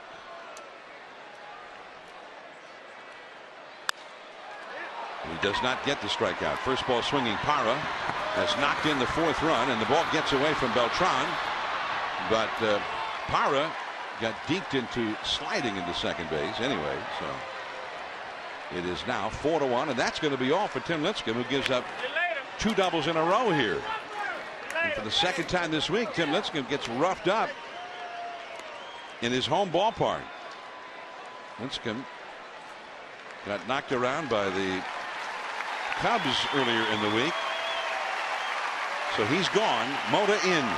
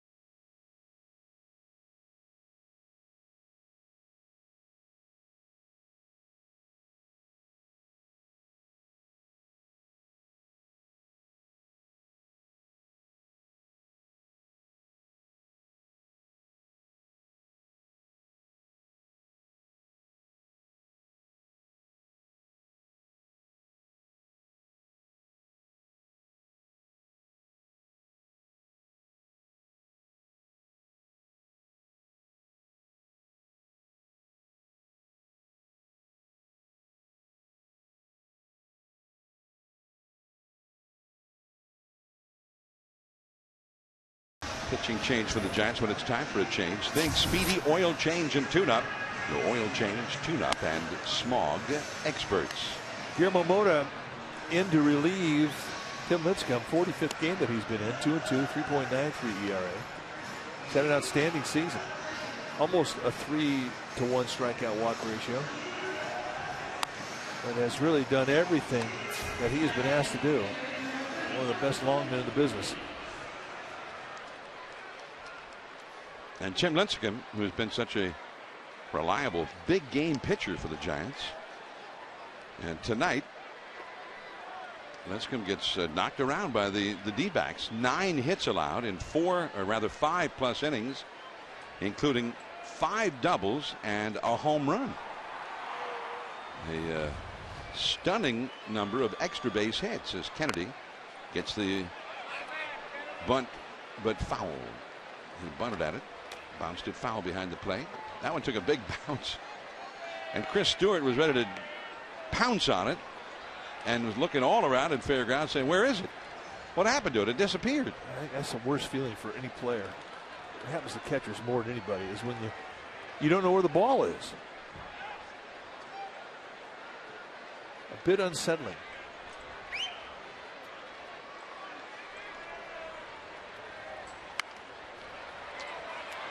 Modas plays the first. Keppinger covering.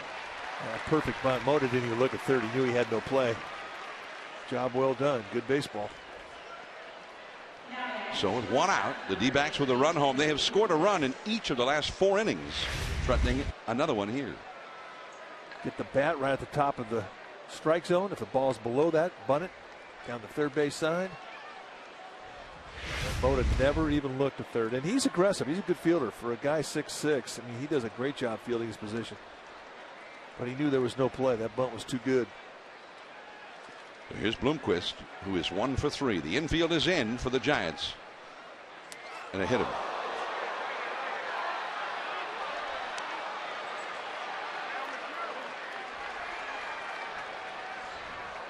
So Bloomquist goes to first. Now Hill to the plate. Hill has hit 2 doubles and has an RBI tonight.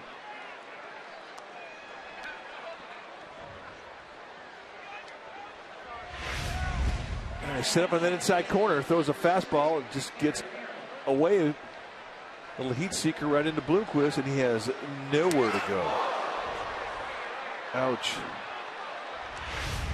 That is not the end of the world, because now you can pitch for a ground ball early in the count. You get to a 2-strike, 0-2, 1-2, then you pitch for the strikeout. But right now, you pitch for that ground ball to try and get double play and get out of this inning. And Mota can do that. So the 2 middle infielders are in double play depth now for Hill. Very high. Hill, the former Toronto Blue Jay. Tim Lincecum, 9 hits allowed.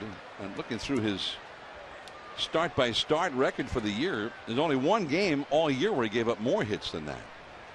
So the Cardinals in St. Louis back on June 1st, he gave up 10 hits, but that was in 6 1/3. Today, 9 hits allowed and 5+.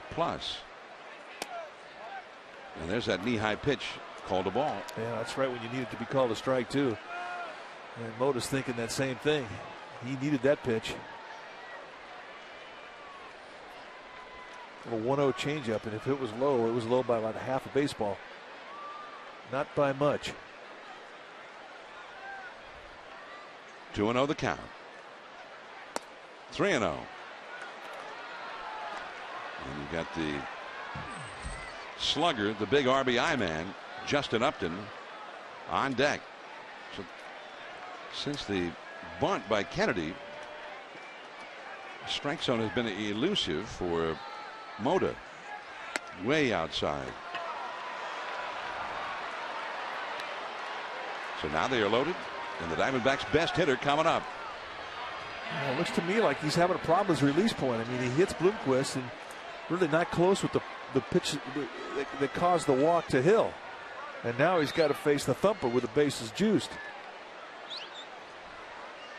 Now he has had some success. He hasn't faced Upton that often.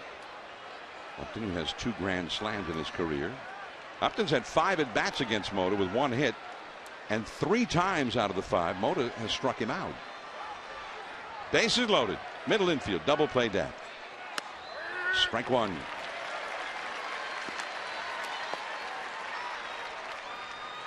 The runners, Parra at third, Bloomquist at second, Hill at first. Upton's hit into 7 double plays on the year. Doesn't happen very often. He's got lots of power, and he's a fast runner.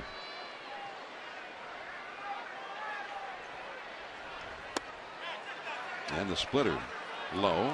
Giants appeal on the check swing, denied. 1 ball, 1 strike.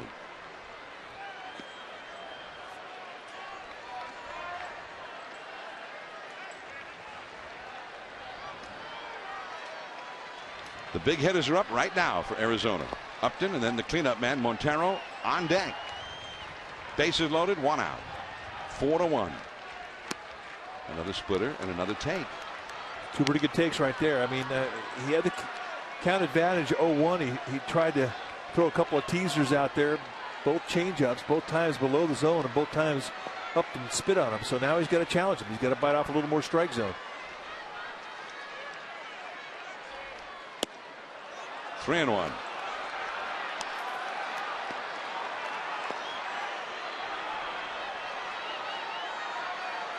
So the D-backs are in a spot here where they could turn this into a blowout in a hurry. 3-1 with the bases loaded. 3-2. He got the knee-high strike. A 95-mile-an-hour fastball as Edlerson runs down to the bullpen. Another right-hander. I'm starting to believe that Modem just may not have it. Well, we're going to find out soon enough. 3-2. And he walks in a run. No swing. Another appeal. And so it is 5-1 Arizona. That's a hit batsman and 2 walks to the last 3 hitters to force home that run. And again, he's going to go out and counsel Moto. And you can close the books on Lincecum. That last runner was his runner, Parra.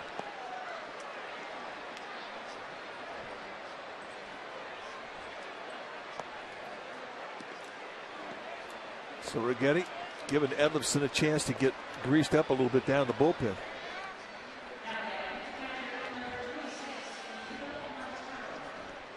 For Tim Lincecum this week, his 2 starts, one against the Cubs, now against Arizona.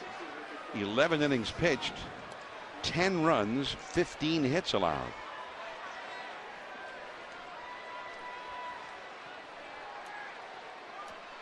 Here's Montero with the bases loaded. He is 0 for 2 with a walk. And it's 0-1. Mona has not featured many fastballs and a lot of changeups. The 3-2 pitch to Upton was a changeup, and here he opens up the at-bat to Montero, another changeup. The guy throws that many off-speed pitches, it usually means he doesn't have a lot of confidence in that fastball. He threw the 1-3-1 fastball to Upton, was 95-mile-an-hour paint. Looked good to me, but he's staying away from it. That's a double play ball. 1 and 2. But 2 runs score. It is 5-1 Arizona.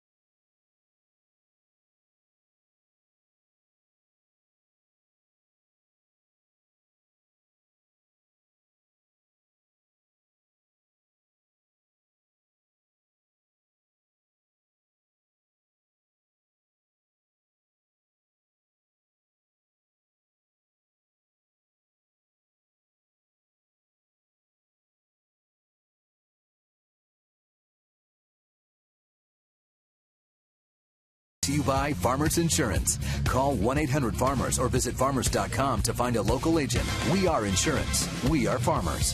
By Xfinity, home of the most live sports. And by Jack in the Box. Come try the new Jumbo Breakfast Platter for just $2.99 plus tax at Jack in the Box at participating restaurants.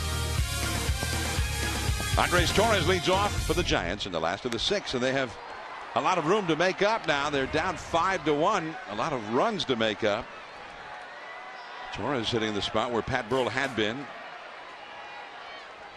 And the curveball snaps in there for a called strike. Well, and Kennedy's a good front runner too. He knows how to use a lead.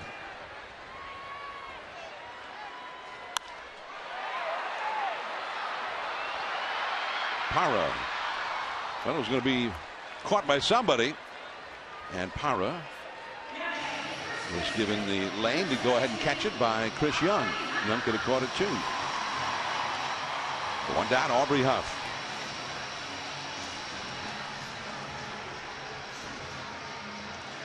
Brewers beat the Astros tonight 8-2 in Houston.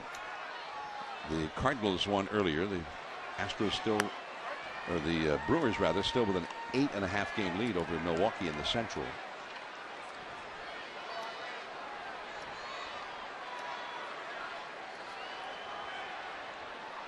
Phillies are still playing the Florida Marlins. 11 o'clock at night in Miami. Chases that low breaking ball, and it's 0-2. Dodgers won again. The Dodgers won their 6th in a row. In 10 innings, they beat Atlanta 2-1. And the Dodgers have also won 11 of their last 12. Yeah, James Loney's red hot. But there is Upton. That one started sinking in a hurry, but he got it. And Huff is 1 for 3. But if you're going to be on the road and you can't see the Giants on Comcast Sportsnet Bay Area, take the Giants with you wherever you go. Subscribe to MLB.tv to see every Giants game live or on demand on your computer and your favorite devices. MLB.tv Premium lets you enjoy HD quality home and away coverage. That's MLB.tv. Baseball everywhere as Cabrera grounds out. Dwayne Kuiper coming back. A very quick inning for Kennedy, and we go to the 7th.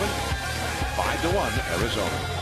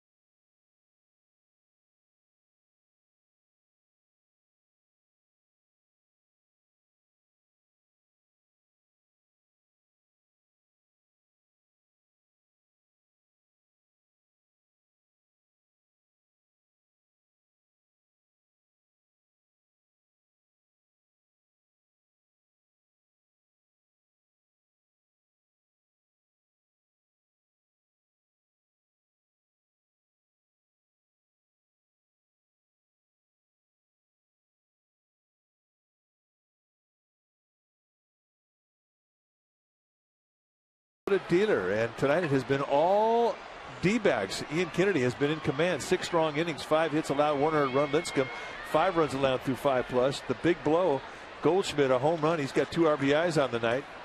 Carlos Beltran this series 6 for 6, and that is our Toyota game summary. We're at the top of the 7th. 5-1 D-backs, and here again is Dwayne Kuiper. All right, Mike, and here is Goldschmidt. I got to tell you, I'm tired of this guy already. He has swung the bat well against the Giants, especially Lincecum. And there aren't many guys that can say that. No. Young to follow, and then Ryan Roberts. Kennedy has been exactly as predicted. Lincecum got roughed up a bit. 1-2. I will say this though about Goldshmidt. Same pitch every time that he hits. It's that one that tails middle in, down a little bit. Now, the one he took out to right center was pretty impressive. It was down and in. 2-2. But he's got a free pass to the league right now. I mean, the league doesn't know him. They see his power. They realize that you got to stay away from him, but you don't know where the holes are. Those you have to find out by doing it. Change up. See ya. Mota gets his first strikeout. Here's Chris Young. Change up has always been a good strikeout pitch for Mota. More to lefties than righties. Here he goes inside with it. And gets the rookie packing. I think it's better for Goldshmidt that he said he owns Lincecum instead of Mota. Yeah. Here's Young. Young is 1 for 3 tonight.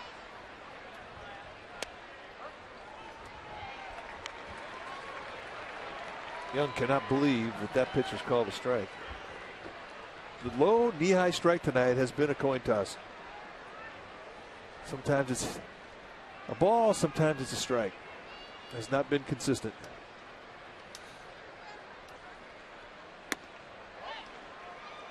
Roberts to follow.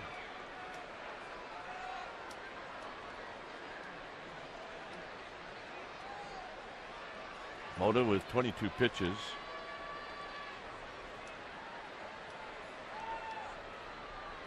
And the 1-1 to Young. 1-2. That's a good slider right there.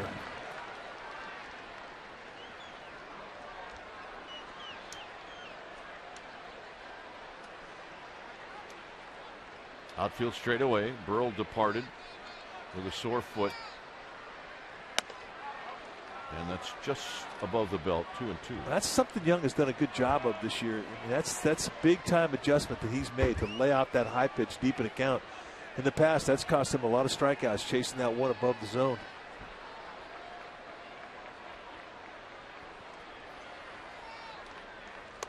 Got him. However, still a chase below.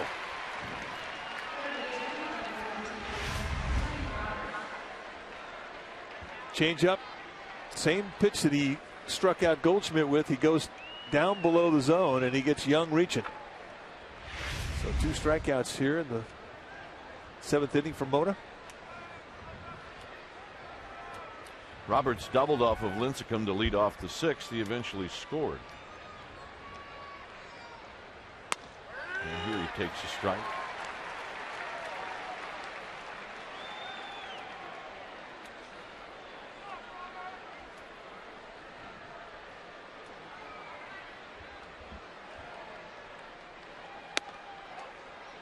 Mota will pound the outside part of the plate. He didn't come in that much. Yeah, he's always had a nice command of the strike zone. But I think he really gears up to get himself ready for the season, hitting that knee-high location away to righties. Nice pick by our ball dude. Mark Francischetti. Let's go with Mark. It's his birthday weekend. Happy birthday, Meat. Roberts pops it up. Keppinger, side retired. For the Giants, Stewart, pinch hitter, Ross. 5-1, Arizona.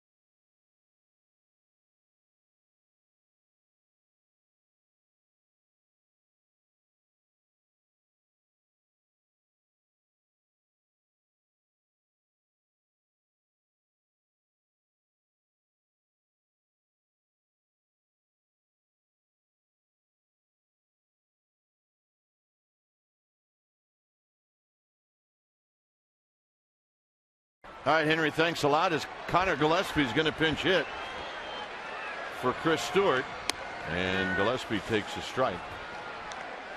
This is the time of the year where you'll see the bench used a lot because you have a bench. You got a big bench.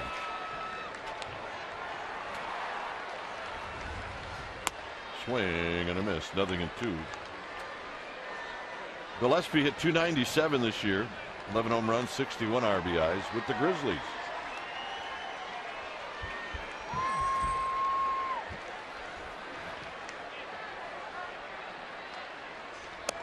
Very high with the fastball. It's pitch number 95. Mike Fontenot on deck, and then it'll be Cody Ross. Giants need base runners, and they need to at least let this Diamondbacks team know that they got some fight left in them. On the ground, Goldshmidt. Check in with Amy G. Well, Dwayne, the other day we happened to catch Brian Wilson in the dugout. You called it his magic trick. He picked up an already broken bat, but pretended to break it over his beard. I caught up with him after the game, and I asked him what he was doing, and he said, you know, we just need to have a little bit of fun, and that was what I was trying to do in the dugout that day. If you can have some fun, you get your swagger back, something this team has been missing as of late. And for Brian, he said while he's on the DL, his job is to be the very best cheerleader that he can be. And gentlemen, today he threw again off of flat ground, really was able to let it loose, and they hope his next step is to throw from the mound. Yep. Thanks, Amy. They need him. Yeah, they do for a lot of reasons. They need his presence is what they need. He is their spiritual leader, no question about it. 0-1 to Fontenot.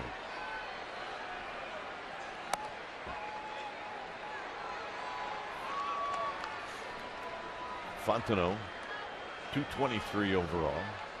Kennedy has been 23 of 27 first pitch strikes to the 27 guys he's faced tonight. Tops this one, and it's going to be a nice play by Kennedy. Well, I tell you what, that is not an easy one. He went down with a bare hand, and from when he got to the bare hand, getting off a throw was like lightning quick, and it had to be. And in all that said and done, it just did get Fontenot by about a half step. Watch how quick he gets rid of this. Just a little flip, and there's not much, take back of the arm. Just a little flip, and just does get him. It's a nice play. It had to be perfect, and it was.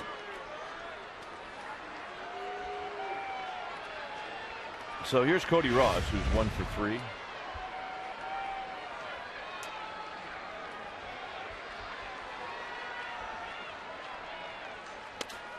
Outside corner strike, and it's 0-1. Ross singled in the third. He eventually scored the only Giants run in this game.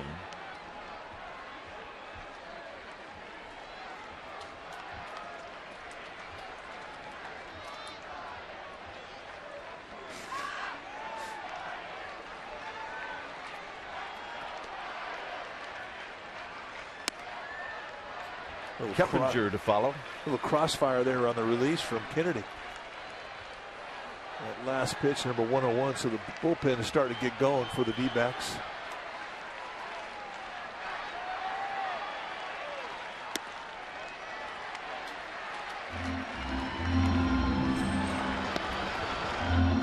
Joe Patterson, the lefty, and Brian Shaw, the right-hander.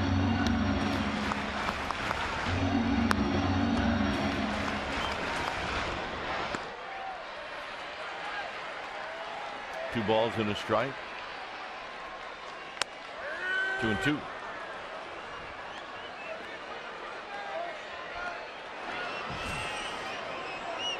Lopez is no doubt ready.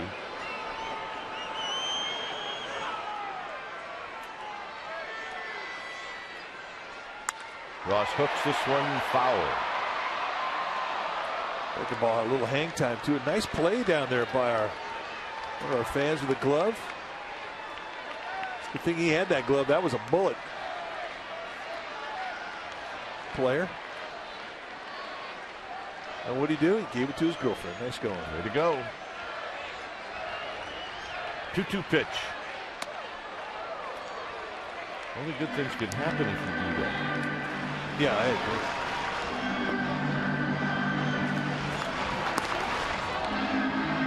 Giants looking for a 2-out rally.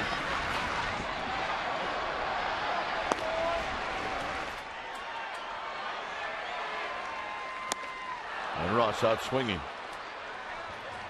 6 strikeouts for Kennedy. It's 5-1 D-backs.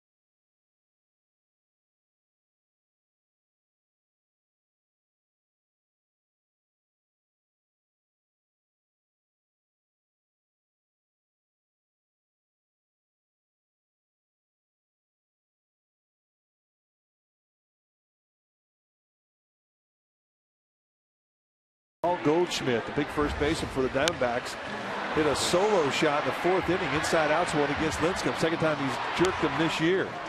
And then in the 5th, he adds an RBI with a single left field, scores Justin Upton.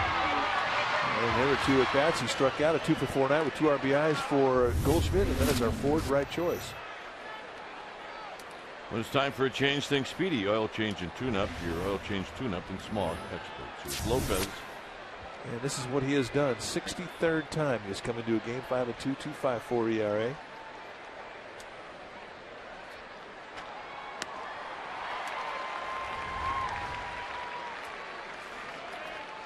Eli Whiteside into the game. He's now doing the catching. Whiteside will hit in the 9th spot. Down low, it's 1 ball and 1 strike.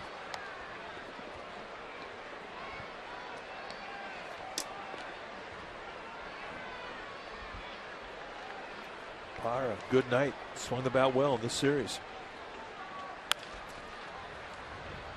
Cabrera. Puff. 1 out. Pinch hitter for Kennedy will be Colin Cowgill.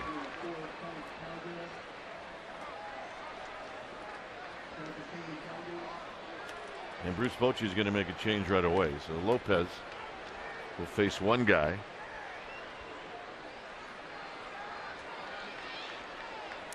So Edlison's going to come in. It's a 5-1 lead for Arizona.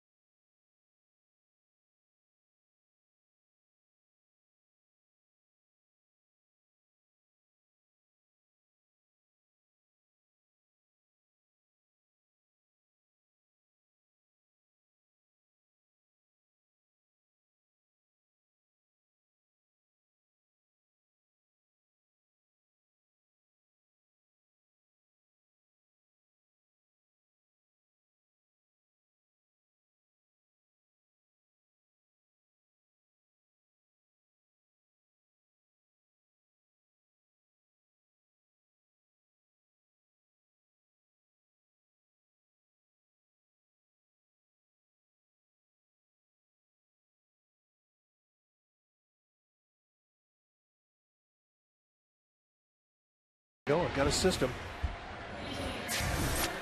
Steve Edlifson in now for Bruce Bochy, 5th time that he's come in. Burrows will pinch hit for Cowgill.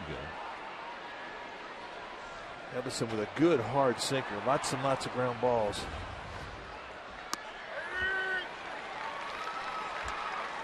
And 89 to 92, somewhere in that slot right there. Got a little slider and a changeup.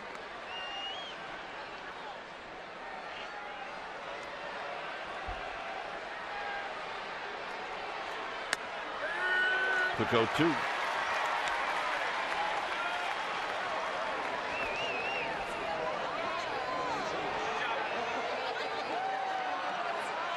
Tomorrow is Star Wars night, or Star Wars Day. And she's getting a little head start. Got her lucky Yoda doll. Put the hat back on. Burrow strikes out swinging. 3-pitch see ya. Back foot slider. Here's the back foot slider. They set up away. It goes on the other side of the plate. Winds up being a perfect pitch.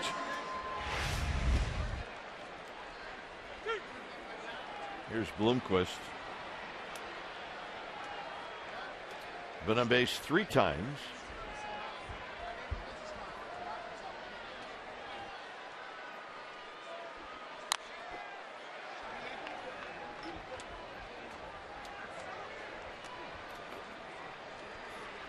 No balls and 1 strike to Willie Bloomquist.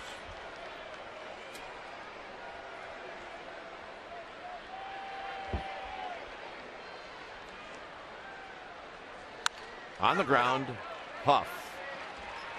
Edlifson does a nice job, and the Giants will come up in the 8th. Keppinger, Beltran, Sandoval.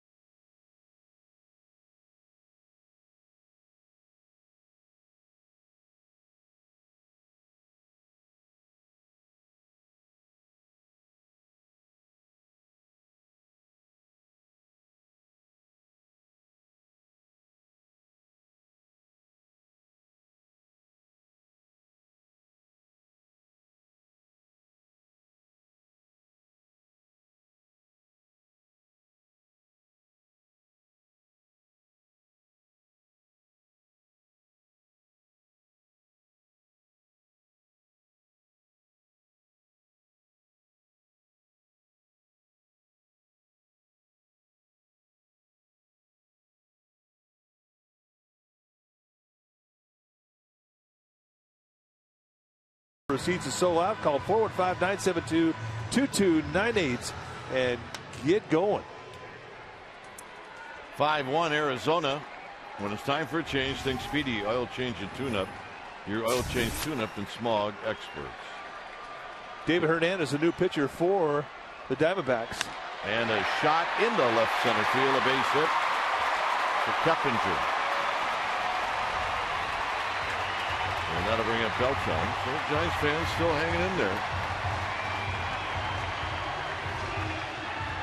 David Hernandez has been a good setup man this year. But good stuff. Bay Area guy, 95+ mile-an-hour fastball, curveball, changeup. Good numbers. Jeff Keppinger not impressed.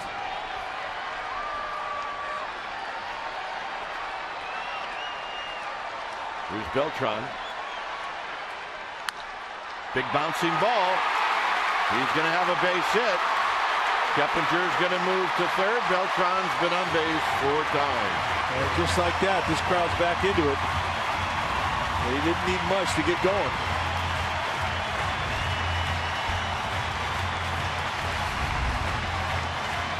Beltran is absolutely on fire. Everything he hits now has got a way to find a hole. Right out the top of the glove of Goldshmidt and an easy first and third. And that sets it up for the Panda.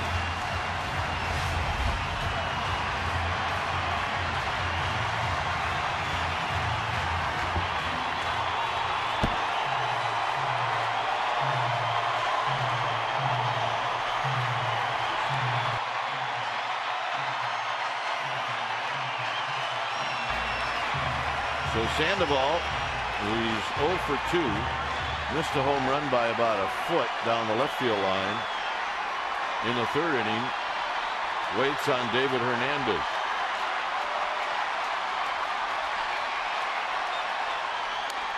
They're going to foul at the plate, and it's no balls and 1 strike.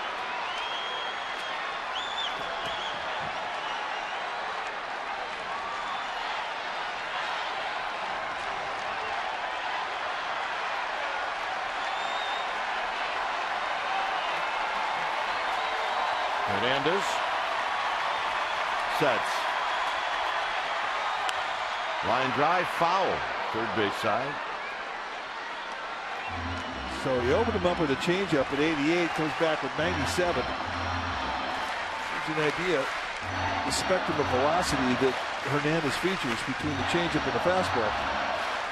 Well, Sandoval his lifetime 0 for 4. He's put the ball in play every time.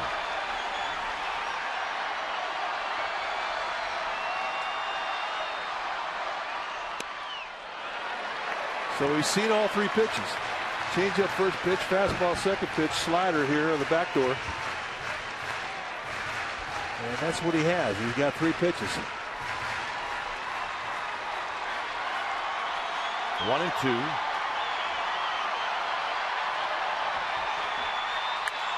Into left center field, hit very well. Parra's going to make the catch. Everybody's going to tag. Beltran better go. And they got him. And a bad play by Beltran. It'll be a sacrifice fly. Wow. Good at bat. Opposite field depth to score easily.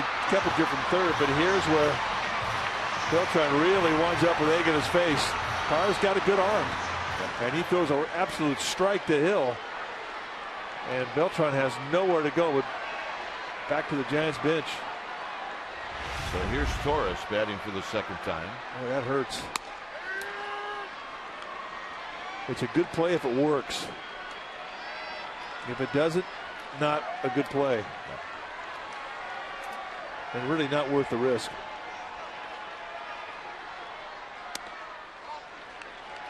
Torres's only at bat was a fly ball to left field. Remember, Burrow started the game left with a sore foot.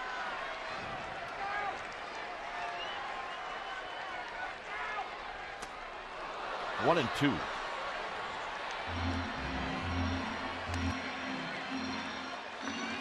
He did not see that breaking ball at all. That broke him down. That was a late snap from Hernandez, and that's a good pitch. Out of play as he gets a fastball. Anytime you feature any pitch that's got movement that's late that can break a swing down like that, mid-swing, take a guy's swing away from him, you've made a great pitch.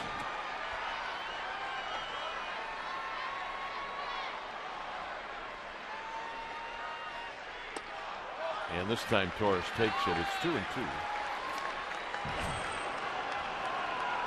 Waldis Joaquin warming up.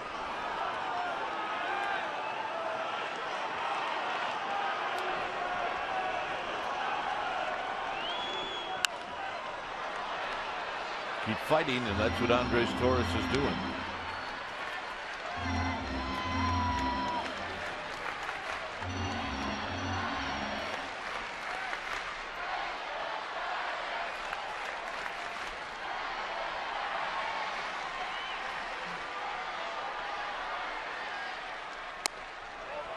3-2.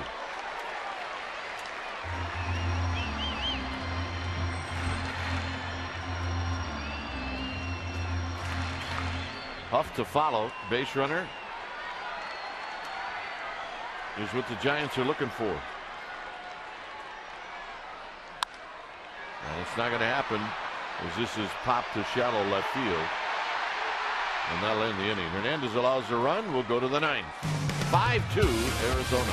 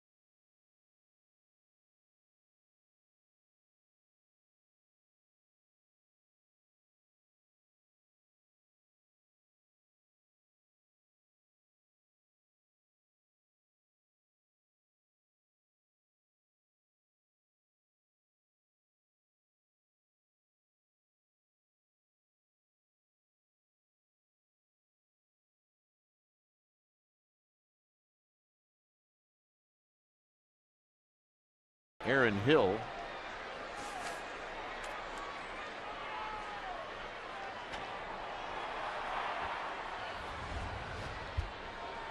Hill is 2 for 3. A couple of doubles, a walk.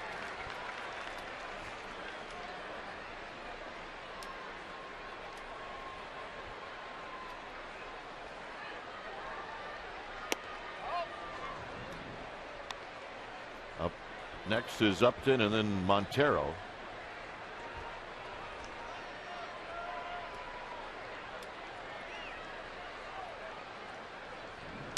On the ground towards the hole.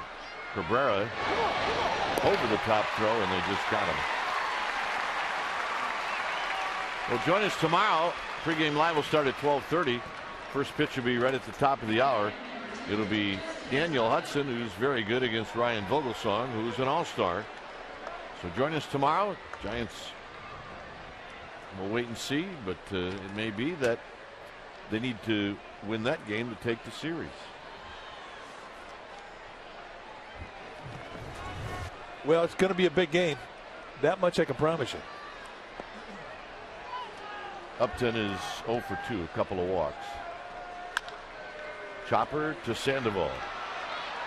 Sandoval is not going to throw him out. He couldn't get it out of his glove. So it'll be an infield hit.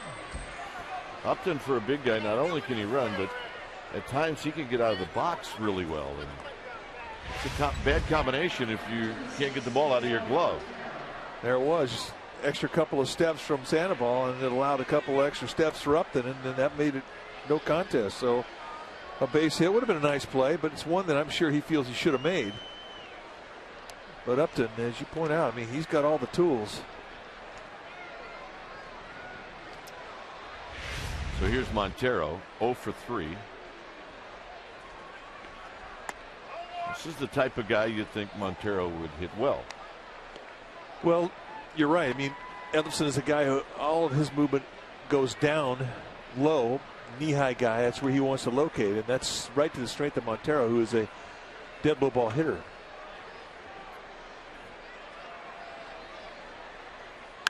And a shot into left field, a base hit. Low ball hitter and a high ball drinker. Are you talking about yourself, or are you talking about? Hey, I threw it out there. Hey, we'll check out 49ers postgame live with Dave Binns and Dwight Clark live from Candlestick Park next Sunday, immediately following the 49ers Seahawks opener. You'll see it right here on Comcast Sportsnet Bay Area. That's right, folks. It is that time of year. Football season starting off in the NFL next Sunday. Yeah, Dave Binns might be the hardest working guy around. He's everywhere. Unbelievable. Here's Goldshmidt.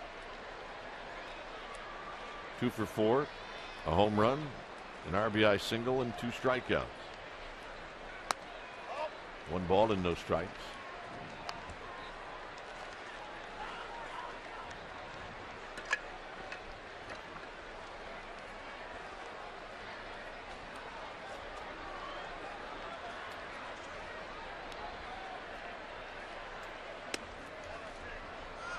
Ellison wanted it. It's 2-0.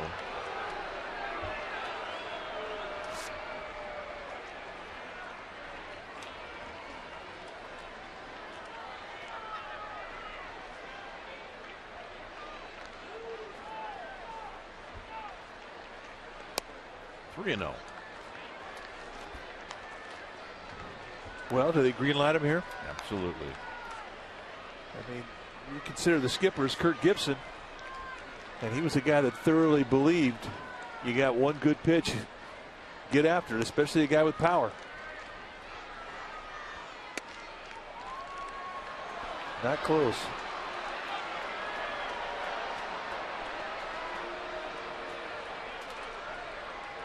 Eli Whiteside going out, pat the Rook on the back, say, listen, Meat, they can't hit you. Just throw it up there. They'll beat the ground. We'll get a double play.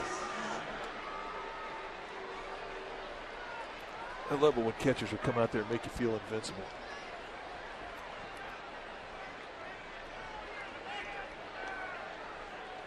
Bob Brenly could talk you off a ledge as good as anybody. So you had never had anybody come out and say, listen, you have no chance against this guy? Well, I've heard a few of those, but that usually came from my manager. So you're coming out of the game. Outside corner strike.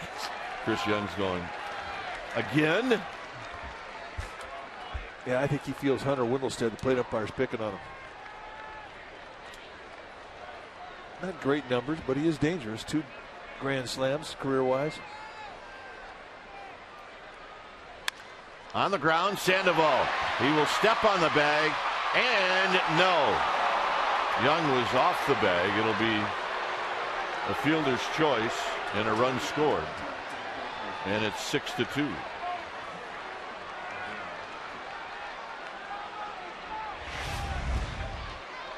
Nice play to go to the speared backhand. Then he gets up and just throws it wide, and Huff has to come off the bag, and Young does not allow you a chance to regroup if you're Aubrey Huff. You get one shot with his speed. So a big run across the plate.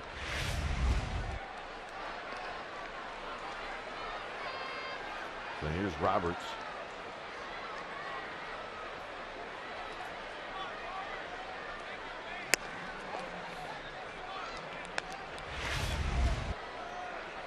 I mean, the half of the play, this is beautiful. A little bit of a slippage on his left foot. I doubt if that affected him. Just a wide throw.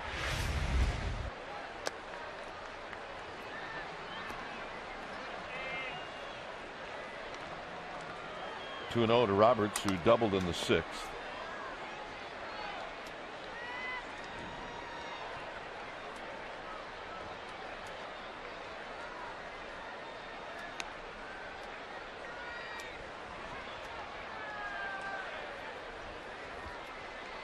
Goldshmidt chased back by Edlifson. It's 6-2 Arizona.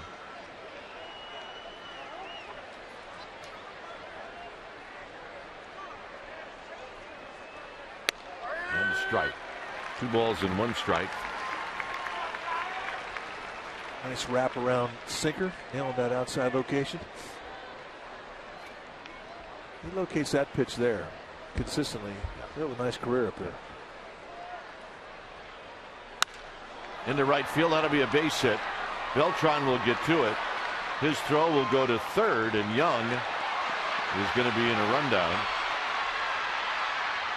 And now Edlison has to go cover third, and that'll end the inning. So another run in. It's 7-2 as we go to the bottom of the ninth.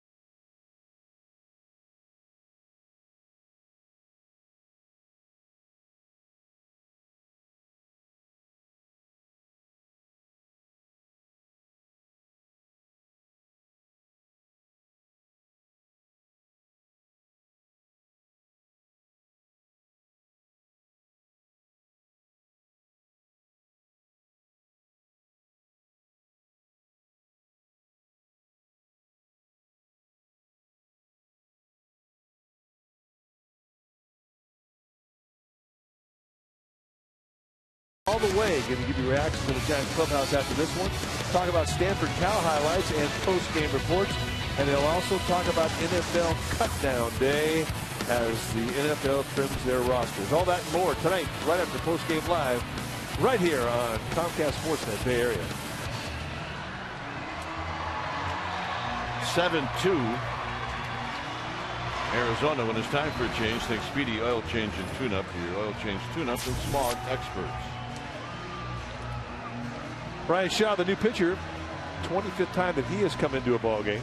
And there you see his numbers. He has really climbed that ladder in the D-backs bullpen.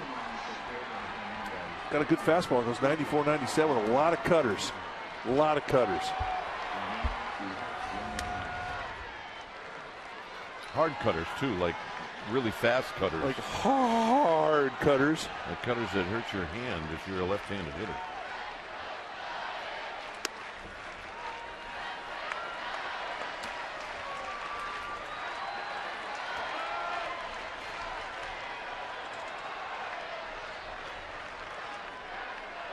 The 2-0 to Huff, and Huff taking all the way.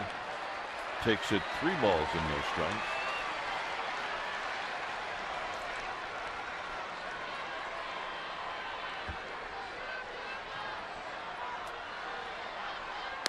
And a strike. Cabrera to follow.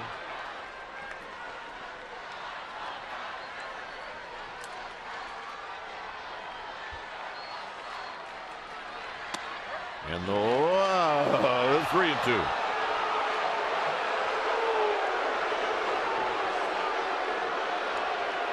Well, the strike zone tonight has been consistently inconsistent.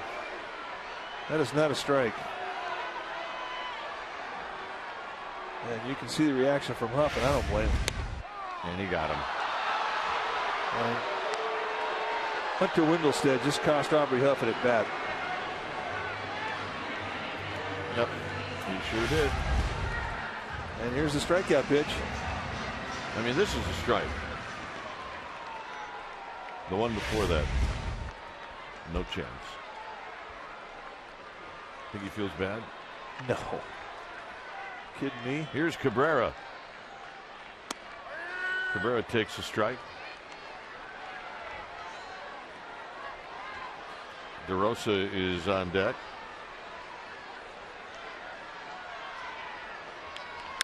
There's a line drive into center field, a base hit. That's how you beat that cut.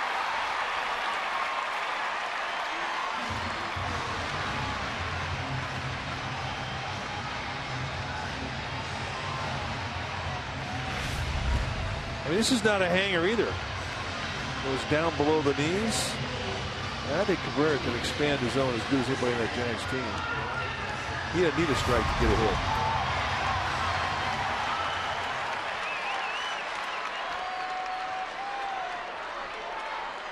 DeRosa hitting at 218. It's a strike. Eli Whiteside on deck. It's a tight little cutter.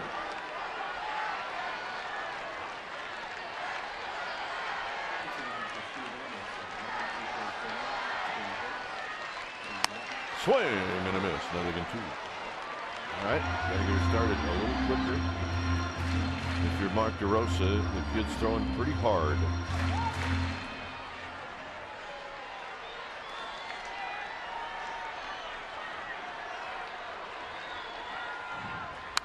Look out.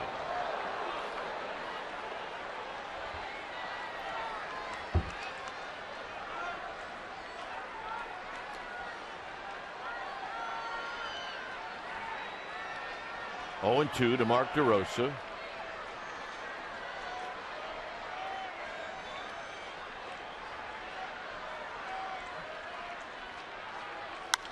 Houston in the right center field, a base hit. Nice at bat for DeRosa. Seems like all he's been giving you lately is nice at bats. That's very true.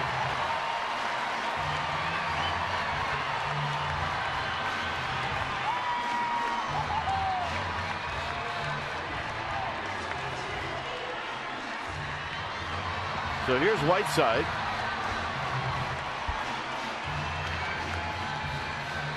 Now that second base hit by DeRosa is going to get the closer JJ puts up.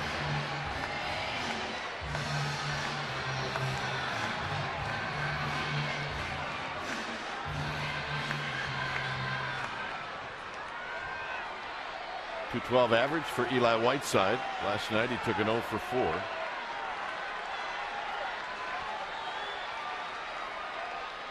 Here he takes a strike at 95.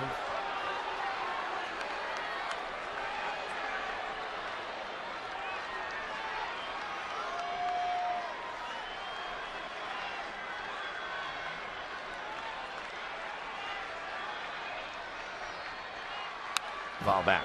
It's now 0-2.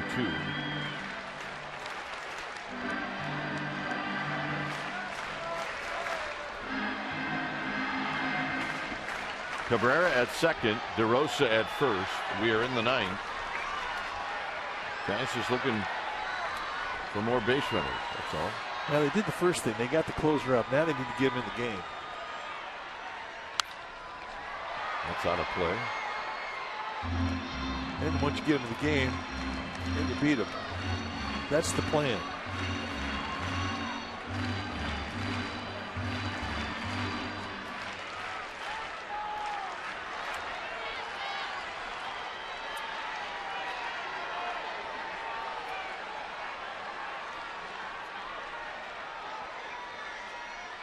And Whiteside out swinging. 2 strikeouts now for Shaw.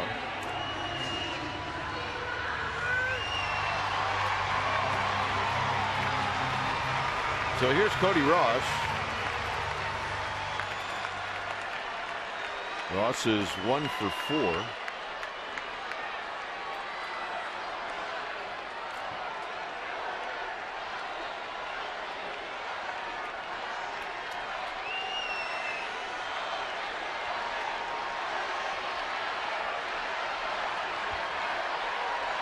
And the pitch, and it's very high. 1 ball and no strikes. One thing about Shaw, because he's so predictable to that cut, I mean, you don't really have to think about any other speed, any other movement. You just have to figure out how you're going to beat 94 with a cut. DeRosa's approach to the opposite field gap really is the ideal way to do it.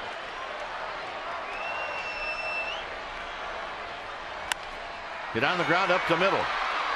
And the backhand flip to Hill, and that's the ball game.